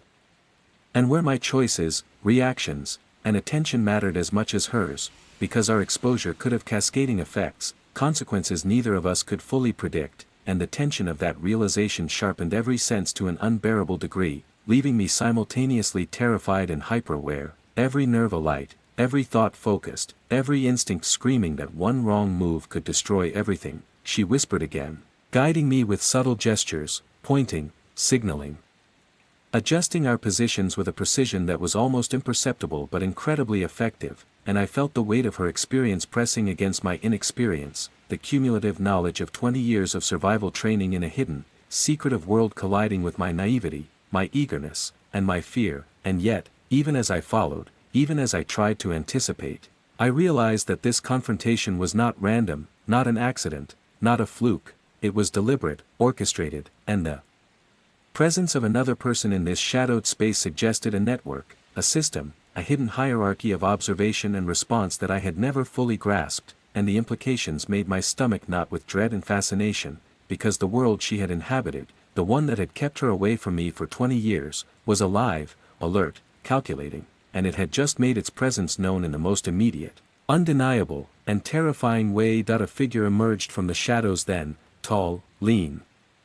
moving with a grace and deliberation that suggested training, control, and intent, and as I glimpsed him, partially obscured, partially hidden, yet undeniably aware of us, I felt the gravity of her earlier warning settle over me like a physical weight, because this was no ordinary observer, no casual presence, this was someone actively engaged, someone whose attention, skill, and intent could determine the outcome of our survival in this space, and I realized, with a sudden, crushing awareness, that her life over the past 20 years had been filled with moments like this, and that I had now stepped into one myself, thrust into a confrontation that could have irreversible consequences, and the realization left my heart pounding, my breath shallow, and my senses hyper-focused on every detail of the environment, the figure, and her movements, because in this world, nothing was irrelevant, nothing was accidental, and every decision carried weight beyond what my mind could easily grasp, she shifted subtly, guiding me behind a large dumpster, pressing her body against mine, her breath calm, measured, trained, and I could feel the tension radiating from her like a force field, a presence of experience that was both terrifying and comforting, because in that moment, I realized that she was not merely a cousin I had lost, not merely a ghost from my past, but a survivor, a strategist, a practitioner of a hidden life that had demanded vigilance, endurance, and absolute control. And that control now extended to me, teaching, guiding, and protecting me in a confrontation that I had not anticipated, and the awareness of my dependence on her, my vulnerability, and the stakes of exposure pressed down on me with an intensity that left me breathless, my limbs trembling, my mind racing to anticipate, predict, and understand the unfolding dynamics of this encounter. The figure moved again, a step forward, deliberate, controlled, scanning, assessing, and she adjusted our position with the slightest shift of her fingers, guiding me without words, communicating strategy, movement, and caution in ways that only someone trained to survive in this hidden world could, and I followed, mimicking, internalizing, reacting, and the rush of adrenaline surged through me, because the danger was immediate, present, and unavoidable, and I realized that the stakes of her hidden life were now my stakes as well, entwined irrevocably, inseparably, and that one wrong move could unravel not just her safety, but mine, and potentially the delicate balance of the entire system she had been part of for 2 decades, a thought that made my heart pound harder, my mind spin, and my focus sharpen to an almost unbearable degree. She whispered again, a soft hiss of sound, guiding me, directing me, adjusting our position, and I realized that the figure was actively searching, aware of our presence, and that the tension between observation and exposure was razor thin, and the danger palpable, and yet the precision, the calm, the discipline with which she moved, protected, and guided me, filled me with a mixture of awe, fear, and trust, because I was witnessing, experiencing, and participating in the very essence of the world she had inhabited silently for 20 years, and the weight of that realization, combined with the immediacy of threat, left me both exhilarated and terrified, acutely aware that this was the moment where theory met reality, where hidden life became tangible danger, and where I could no longer remain a passive observer. Minutes stretched into an eternity as we navigated the shadows, every movement deliberate, every breath measured, every heartbeat synchronized with hers, and I realized that her hidden world was alive, active, and unforgiving, a network of observation, strategy, and consequence that extended far beyond what I had imagined, and that my presence, even accidental, even tentative, had placed me inside the dynamics of that network, a participant in the delicate, high-stakes balance she had maintained for 20 years, and as the figure shifted, paused, and seemed to reassess, I felt the acute pressure, the sharp awareness of danger, and the deep, visceral realization that the hidden world I had glimpsed through photographs, notes, and stories was now manifest, immediate, and unavoidable, and that my survival, my comprehension, and my understanding of her life depended entirely on my ability to navigate, observe, and react alongside her, following her guidance, trusting her experience, and internalizing the lessons of her decades of secrecy, discipline, and vigilance, because one wrong move, one lapse, could have consequences none of us could. The darkness of the alley pressed down like a living thing, heavy with tension, shadows stretching unnaturally across the cracked pavement and rusted walls, and I could feel the pulse of fear and anticipation coiling in my chest, because every instinct screamed that we were no longer merely being observed but targeted, that the figure, or figures, watching us were calculating, deliberate, and experienced in the lethal art of detection and confrontation, and as I crouched beside her, feeling the cool metal of the dumpster beneath my hand, I realized that this was no longer a theoretical engagement, no longer an abstract danger, but a tangible, immediate threat that demanded awareness, precision, and instinct, and my mind raced to process every detail of our surroundings, the flicker of distant light, the slight shift of a shadow, the faint scrape of metal against concrete, the sound of a heartbeat that seemed to echo unnaturally in my own ears, magnified by tension and fear, and I knew that in this moment, nothing could be taken for granted, every move, every breath, every thought was critical, because this adversary, whoever they were, had been trained, had observed, had planned, and now we were caught in the web of their attention, a web that could tighten with a single misstep, and the gravity of that realization left me breathless, my limbs trembling, my senses alight, and my mind teetering between panic and an adrenaline-fueled hyperfocus that made the world feel both acute and unreal. She moved first, instinctively, pressing herself closer against the wall, her body low, every muscle coiled with the discipline of decades of survival, and I mirrored her without thinking, feeling the weight of her presence, the force of her experience guiding my every action, and I realized that the cousin I had mourned for 20 years, the girl I had imagined lost to a vanished past, was now a master of this hidden world, a world in which shadows, light, movement, and stillness were weapons, shields, and tools, and that her survival had depended entirely on this awareness, this discipline, this instinctual, trained response to threat, and I understood, suddenly and with brutal clarity, that I had been naive to imagine that my presence, my observation, my curiosity could ever be neutral in this hidden ecosystem of risk, vigilance, and consequence. Because now I was fully inside it, and the adversary, or perhaps multiple adversaries, was aware, calculating, poised, and capable of altering the balance with a single action. That a sudden flicker of movement drew my eye, and I caught a glimpse of a figure slipping between shadows, tall, deliberate in a way that radiated threat, and my heart surged with fear and adrenaline, because this was no casual intruder, no accidental observer, but someone trained, someone experienced, someone whose presence demanded response. And she reacted immediately, sliding silently along the wall, pressing me to follow, guiding me with subtle gestures I had learned to recognize, signaling stop, shift, crouch, move, and I realized in that moment that every second, every movement, was an equation of survival, a calculation she had performed countless times over the past 20 years, and now I was a variable in that equation, untrained, inexperienced, yet reliant entirely on her guidance. And the awareness of my vulnerability, my inexperience, and the stakes pressed down with a weight that made my chest constrict, my palms sweat, and my senses hyper-focused on every fragment of sound, shadow, and movement in the alley around us. That we moved like ghosts, weaving along walls, ducking behind dumpsters, slipping into shadowed recesses, every step deliberate, every breath measured, and I could feel the pulse of danger growing stronger, a tangible tension in the air that seemed to vibrate with intent, awareness, and focus, because the figure, or figures, were closing in, calculating, searching, and every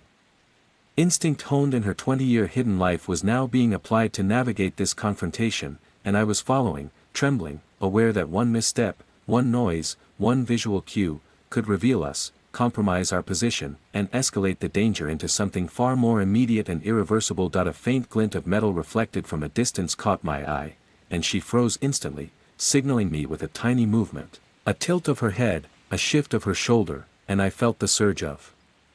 adrenaline, my body responding before my mind fully processed the threat, because this was the reality she had warned me about, the tangible manifestation of the hidden world she had inhabited silently for 2 decades, and now I was witnessing it, participating in it, my fate intertwined with hers, and the stakes of exposure could be fatal. The figure stepped forward then, and the shadows shifted, revealing a partial silhouette, lean, deliberate in stance and movement, exuding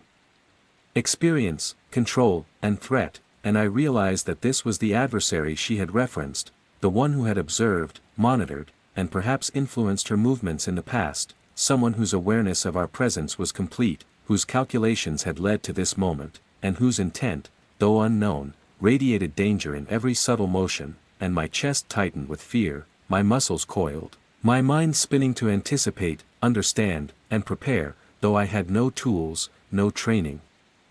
no experience, and only her guidance to rely upon. And yet, even in that fear, even in that hyper-awareness, I could feel a strange exhilaration, a mix of terror and awe, because I was now experiencing the hidden world she had described for 20 years in a visceral, unavoidable, and terrifying way. She whispered instructions, low, precise, and deliberate, guiding me, adjusting our positions, signaling stops, shifts, and movements that were almost imperceptible yet perfectly executed, and I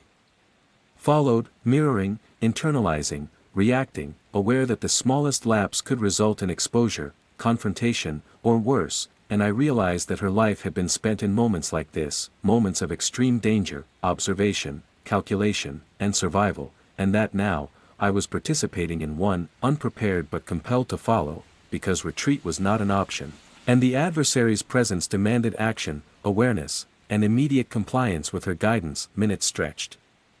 Elongated by tension and hyper-awareness, the figure moving deliberately, subtly, as if sensing, calculating, adjusting, and I felt every nerve alight, every muscle coiled, every thought sharpened to razor focus, because the immediacy of danger had transformed the abstract into the concrete, the theoretical into the unavoidable, and the world of photographs, notes, and stories that she had shared was now manifest, living, breathing, and threatening in the physical space around us, and I understood fully that my role, my movements, my awareness were as consequential as hers in this delicate, high-stakes scenario, a realization that simultaneously terrified and compelled me. Then, without warning, the figure paused, a subtle shift in stance, a tilt of the head, and I saw, for the first time, a glimmer of recognition, or perhaps calculation, focused entirely on her. And I felt the surge of fear and adrenaline intensify, because this was the point at which training, experience, and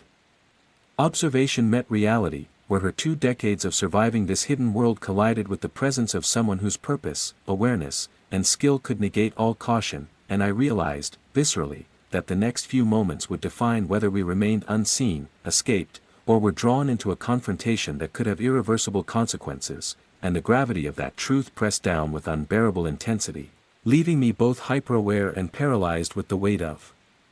uncertainty, fear, and anticipation. She moved then, swift, deliberate, a coiled grace honed by 20 years of necessity, positioning herself, adjusting my stance, signaling, and I followed, every movement synchronized, every breath measured, every thought focused, aware that exposure could mean catastrophe, aware that this adversary was not ordinary, aware that the network, the hierarchy, the hidden forces she had described were now tangible, immediate, and potentially lethal, and that one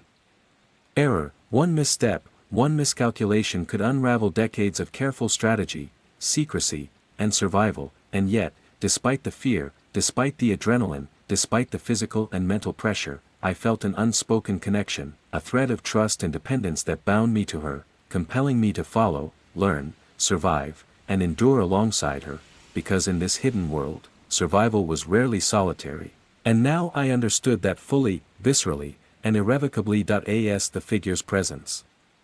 became more defined, the air charged with anticipation, tension, and risk, I felt the profound realization that I was living, breathing, participating in the essence of the world she had inhabited for 20 years, a world of shadows, observation, strategy, and consequence, and that my comprehension, my survival, and my future understanding of her life depended entirely on my ability to move in synchrony, to anticipate, to obey, and to internalize the lessons she had transmitted through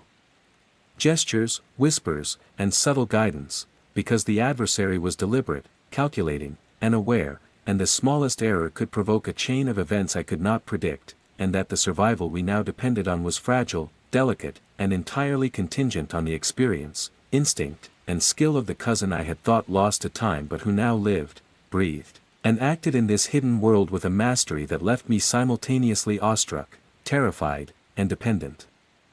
The alley seemed to shrink around us, the shadows closing in, the darkness thick with tension, almost tangible, pressing down with a weight that made my chest tighten and my heart pound erratically, because I could feel the presence of the adversary not as a distant concept but as a living, calculating entity whose every movement, every measured step, radiated threat, intent, and awareness. And I realized in a cold flash of comprehension that the hidden world she had survived for 20 years was now fully alive around me, enveloping me, pulling me into a web of danger and precision, where every microsecond mattered, every twitch of muscle, every breath, every subtle shift in posture could tip the balance between survival and exposure, and I felt the surge of adrenaline, the sharp awareness of my own vulnerability, and the terrifying exhilaration of witnessing, experiencing, and being thrust into a confrontation that demanded vigilance, instinct, and trust beyond anything I had previously encountered, because this was no rehearsal, no observation, no theoretical risk. It was immediate, real, and unforgiving. She pressed herself against the wall, her body a tense coil of disciplined alertness, and she signaled me with subtle gestures, tiny movements that communicated instructions I had only partially internalized through hours of observation. And yet, in the immediacy of the moment, I mimicked her, crouching, leaning, shifting in ways that made me hyper-aware of every sound, every shadow, every glint of light, every irregularity in the environment, because I understood now that the adversary was not simply passing through, not simply observing, but actively calculating, actively anticipating, and that their awareness of our presence could pivot in an instant into pursuit, confrontation, or attack, and that my inexperience made me a liability. Yet I was dependent entirely on her guidance to navigate this high-stakes reality, and the weight of that dependence pressed down on me, mingling fear with awe, terror with admiration, and adrenaline with the profound understanding of what her life had entailed in the decades of absence I had spent grieving and searching for her. A faint shuffle echoed from deeper within the alley, and her head snapped toward the sound, eyes narrowing, body tensing, as if sensing not only the direction but the intent, the weight, the potential danger. And I felt the shiver of anticipation ripple through me, because I realized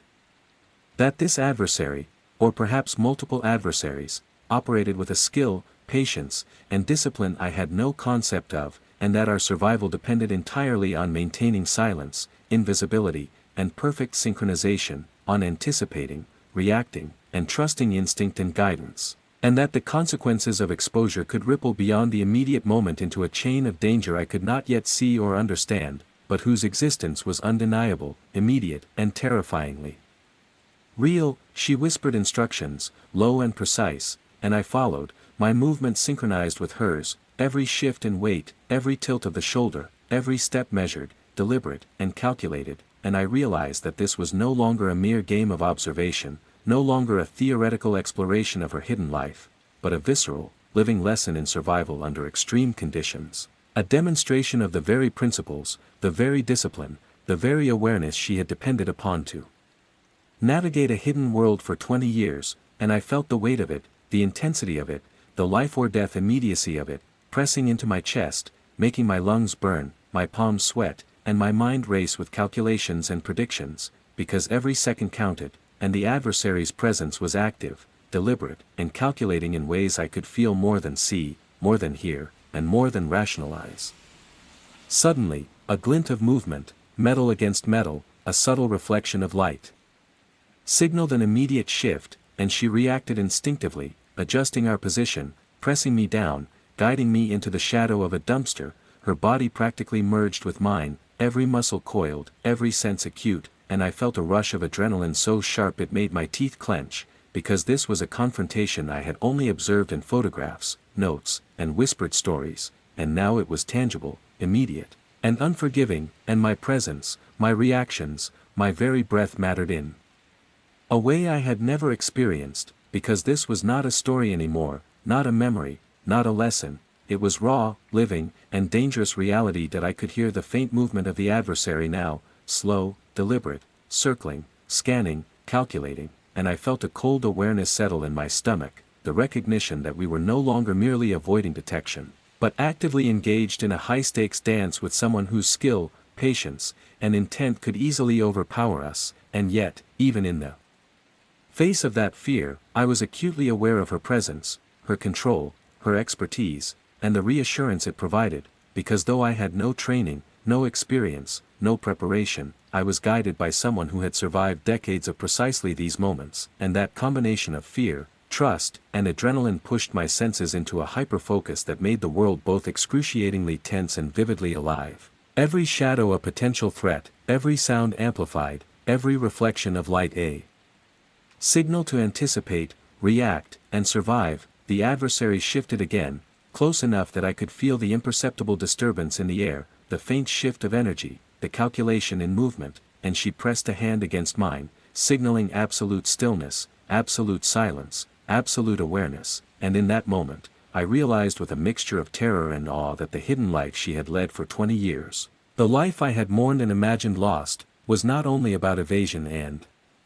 survival, but about engagement, strategy, and the subtle mastery of risk, threat, and consequence, and that the reality of it, experienced now, was as beautiful as it was terrifying, as instructive as it was perilous, and as immediate as it was permanent. Minutes, or perhaps seconds, time blurred by tension, stretched with excruciating slowness, and I felt every heartbeat, every shift in weight, every involuntary tremor as a signal of presence, vulnerability, and consequence, because the adversary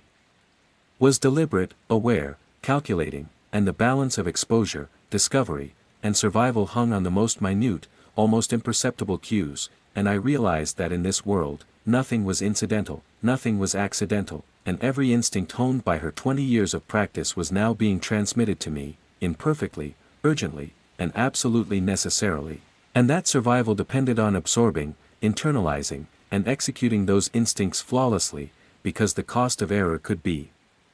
catastrophic, irreversible, and immediate. She leaned closer, whispering directions in a rhythm almost like breathing, guiding me through movements I could barely execute without error, and I followed, aware of every sound, every shadow, every reflection, every subtle signal, because this confrontation was no longer theoretical, it was real, immediate, and unforgiving. And I could feel the presence of the adversary drawing closer, calculating, observing, perhaps anticipating, and the tension pressed into my chest, my lungs, my muscles, making every breath a deliberate act, every movement a calculation, and every thought an attempt to anticipate outcomes I could barely predict, while she moved with absolute confidence, precision, and mastery, coiling, crouching, shifting, and guiding me, protecting me, teaching me in real time the methods, instincts, and discipline required to navigate a hidden world where survival was never guaranteed, and the stakes were absolute. Then, abruptly, a noise, a sharp clang of metal, perhaps a misstep from the adversary, echoed through the alley, and she reacted instantly, a fluid motion honed by decades, pressing me down, sliding to the side, merging with shadows, and I felt the surge of adrenaline, terror, and awe at the precision of her response, because in that instant, I realized fully that her survival for 20 years had not been luck, not whim, not chance, but training, discipline, anticipation, and an intimate understanding of the balance between threat, observation, and action, and now, in the presence of the adversary, that expertise was the only thing standing between safety and exposure, life and potential harm, and I understood with a deep, visceral clarity that my trust, my attention, my obedience, and my awareness were as critical as her skill in this high-stakes confrontation, and that my survival depended entirely on my ability to integrate, anticipate, and react as she guided, because in this hidden world, the smallest error could reverberate into consequences neither of us could fully anticipate, and I felt the weight of that responsibility pressing into my chest with an intensity that was both exhilarating and terrifying, leaving me simultaneously awed, terrified, and hyper-aware of every second, every movement, and every shadow in the alley that had become the stage for the confrontation of her hidden life.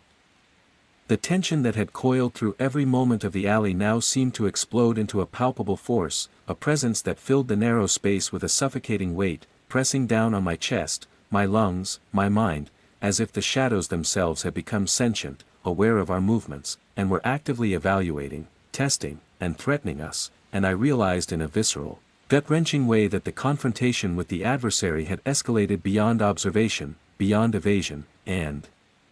beyond anticipation, because now every second was critical, every breath, every slight motion, every subtle gesture could determine whether we survived this moment unscathed, and the reality of her hidden life, the one I had mourned, imagined, and pursued for 20 years, was no longer abstract, no longer distant, but immediate, living, breathing, and unforgiving. And the weight of that reality pressed down on me with an intensity that made my heart hammer in my chest, my hands shake, my senses surge into a hyper-aware state where every sound, every movement, every shadow became a signal, a warning, a threat, and a potential clue to survival. She pressed against the wall, coiling her body in a way that spoke of experience, discipline, and anticipation honed over decades of living in a hidden world, and I followed instinctively, feeling the pulse of her control, the confidence in her movements, the precision with which she guided me through shadows, corners, and pockets of darkness, where we could remain unseen, unheard, and unacknowledged, because she had taught me through actions what words could never convey, and now I was relying entirely on those lessons, internalizing them, and executing them under conditions that were more intense, more dangerous, and more immediate than anything I had ever imagined, and the realization that my survival depended entirely on my ability to move, react, and anticipate alongside her sent adrenaline surging through my body, sharpening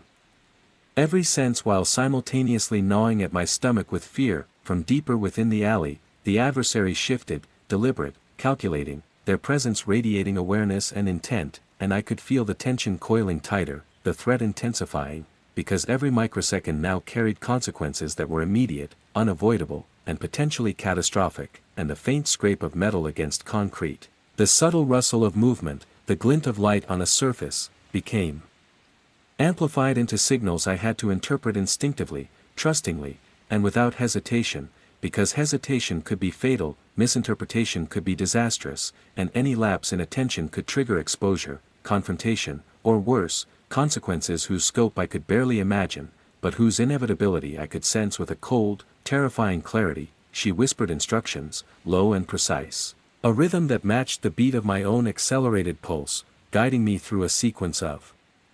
movements, shifts, and positions that were almost imperceptible to the untrained eye but carried absolute significance in the high-stakes calculus of survival, and I followed, mirroring her, absorbing every cue, feeling the weight of her presence, the discipline in her body, and the immediacy of the threat pressing against us from the shadowed corridor where the adversary lurked, calculating, observing, and poised for action, and I realized that the world I had glimpsed through photographs,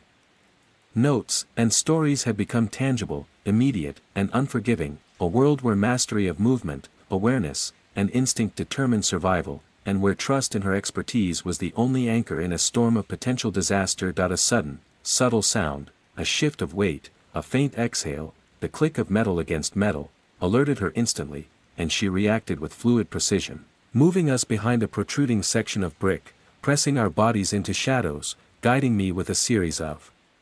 tiny gestures, each carrying urgency, instruction, and intent, and I felt the surge of adrenaline, the primal response of fear, and the exhilaration of participating in the reality of her hidden life, a reality that was not hypothetical, not theoretical, but brutal, immediate, and unforgiving. And the knowledge that the adversary's awareness could pivot at any moment into direct confrontation sent a chill through my entire body, coiling my muscles, heightening my senses, and focusing every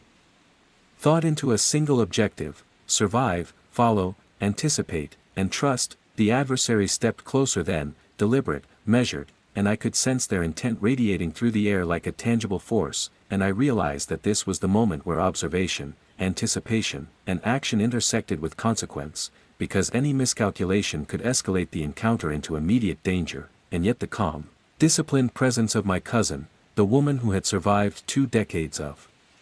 hidden life, projected into me a confidence I desperately needed to cling to, a silent reassurance that guided my trembling body, accelerated heartbeat, and hyper-aware mind through the tightrope of risk, exposure, and survival, and I followed her lead with every fiber of attention and instinct I could summon. Then, almost imperceptibly at first, the adversary's stance shifted, signaling awareness of our position, a subtle alignment of body and direction that spoke of experience, calculation, and intention, and she responded instantly, moving us further into shadow, adjusting our positions, guiding me with imperceptible gestures that carried the weight of life and death significance, and I marveled at the precision, the discipline, the instinctive mastery she wielded, realizing that her hidden life was a continuous series of such moments, and that my sudden immersion into it demanded comprehension, obedience, and awareness that stretched every limit of my mind and body. And yet, even in the throes of fear, adrenaline, and hyper-awareness, I could sense the rhythm of control she projected, the deliberate pacing of survival, the nuanced orchestration of presence and absence, and it gave me a thread of grounding, a lifeline to cling to amidst the intensity of the escalating confrontation. The adversary made a sudden movement, and time seemed to stretch. Every microsecond a universe of potential consequences, and she reacted instantly, moving us into an even tighter shadow, pressing our bodies against the cold brick, guiding me with precision, and I could feel the pulse of danger like a tangible vibration through the alley, the awareness that we were now directly in the space where observation could become confrontation, and that the adversary's next move could define the outcome in irreversible ways. And yet, even in the midst of terror, the rhythm of her discipline, the clarity of her control, and the immediacy of her experience provided a map through the chaos. A method for survival that required my absolute attention, trust, and compliance. That we remained frozen for what felt like eternity, listening, sensing, anticipating, every second a delicate negotiation between exposure and concealment, until the adversary shifted again, more deliberately this time, and I could feel the potential energy of confrontation coiling tighter, the threat becoming undeniable, inevitable, almost physical in its intensity, and I realized that this was the culmination of decades of her hidden life, the intersection of training, vigilance, and survival, and that my role, inexperienced as I was now fully intertwined with the stakes, risks, and consequences of her reality, and the weight of that understanding pressed down like a physical force, coiling fear, anticipation, adrenaline, and awe into a single, overwhelming experience that consumed my senses, my thoughts, and my focus entirely. She whispered one final set of instructions, subtle, precise, urgent, and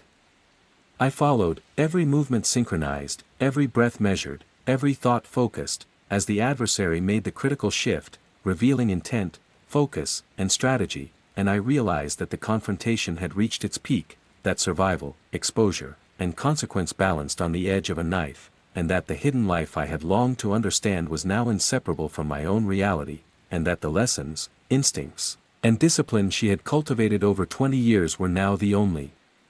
shield, the only strategy, and the only guarantee I had in the face of the living, calculating threat standing mere feet away in the darkness of the alley, and I understood, with a clarity born of fear and adrenaline, that nothing in my previous experience, understanding, or imagination had prepared me for the intensity, the immediacy, and the irrevocable stakes of this hidden world, and that my survival, comprehension, and future were entirely contingent on following her, trusting her, and internalizing the instincts she now transmitted in real time, because the adversary was deliberate, aware, and potentially lethal, and the outcome of this confrontation could alter everything, our safety, our lives, and the fragile thread connecting me to a cousin I had thought lost forever.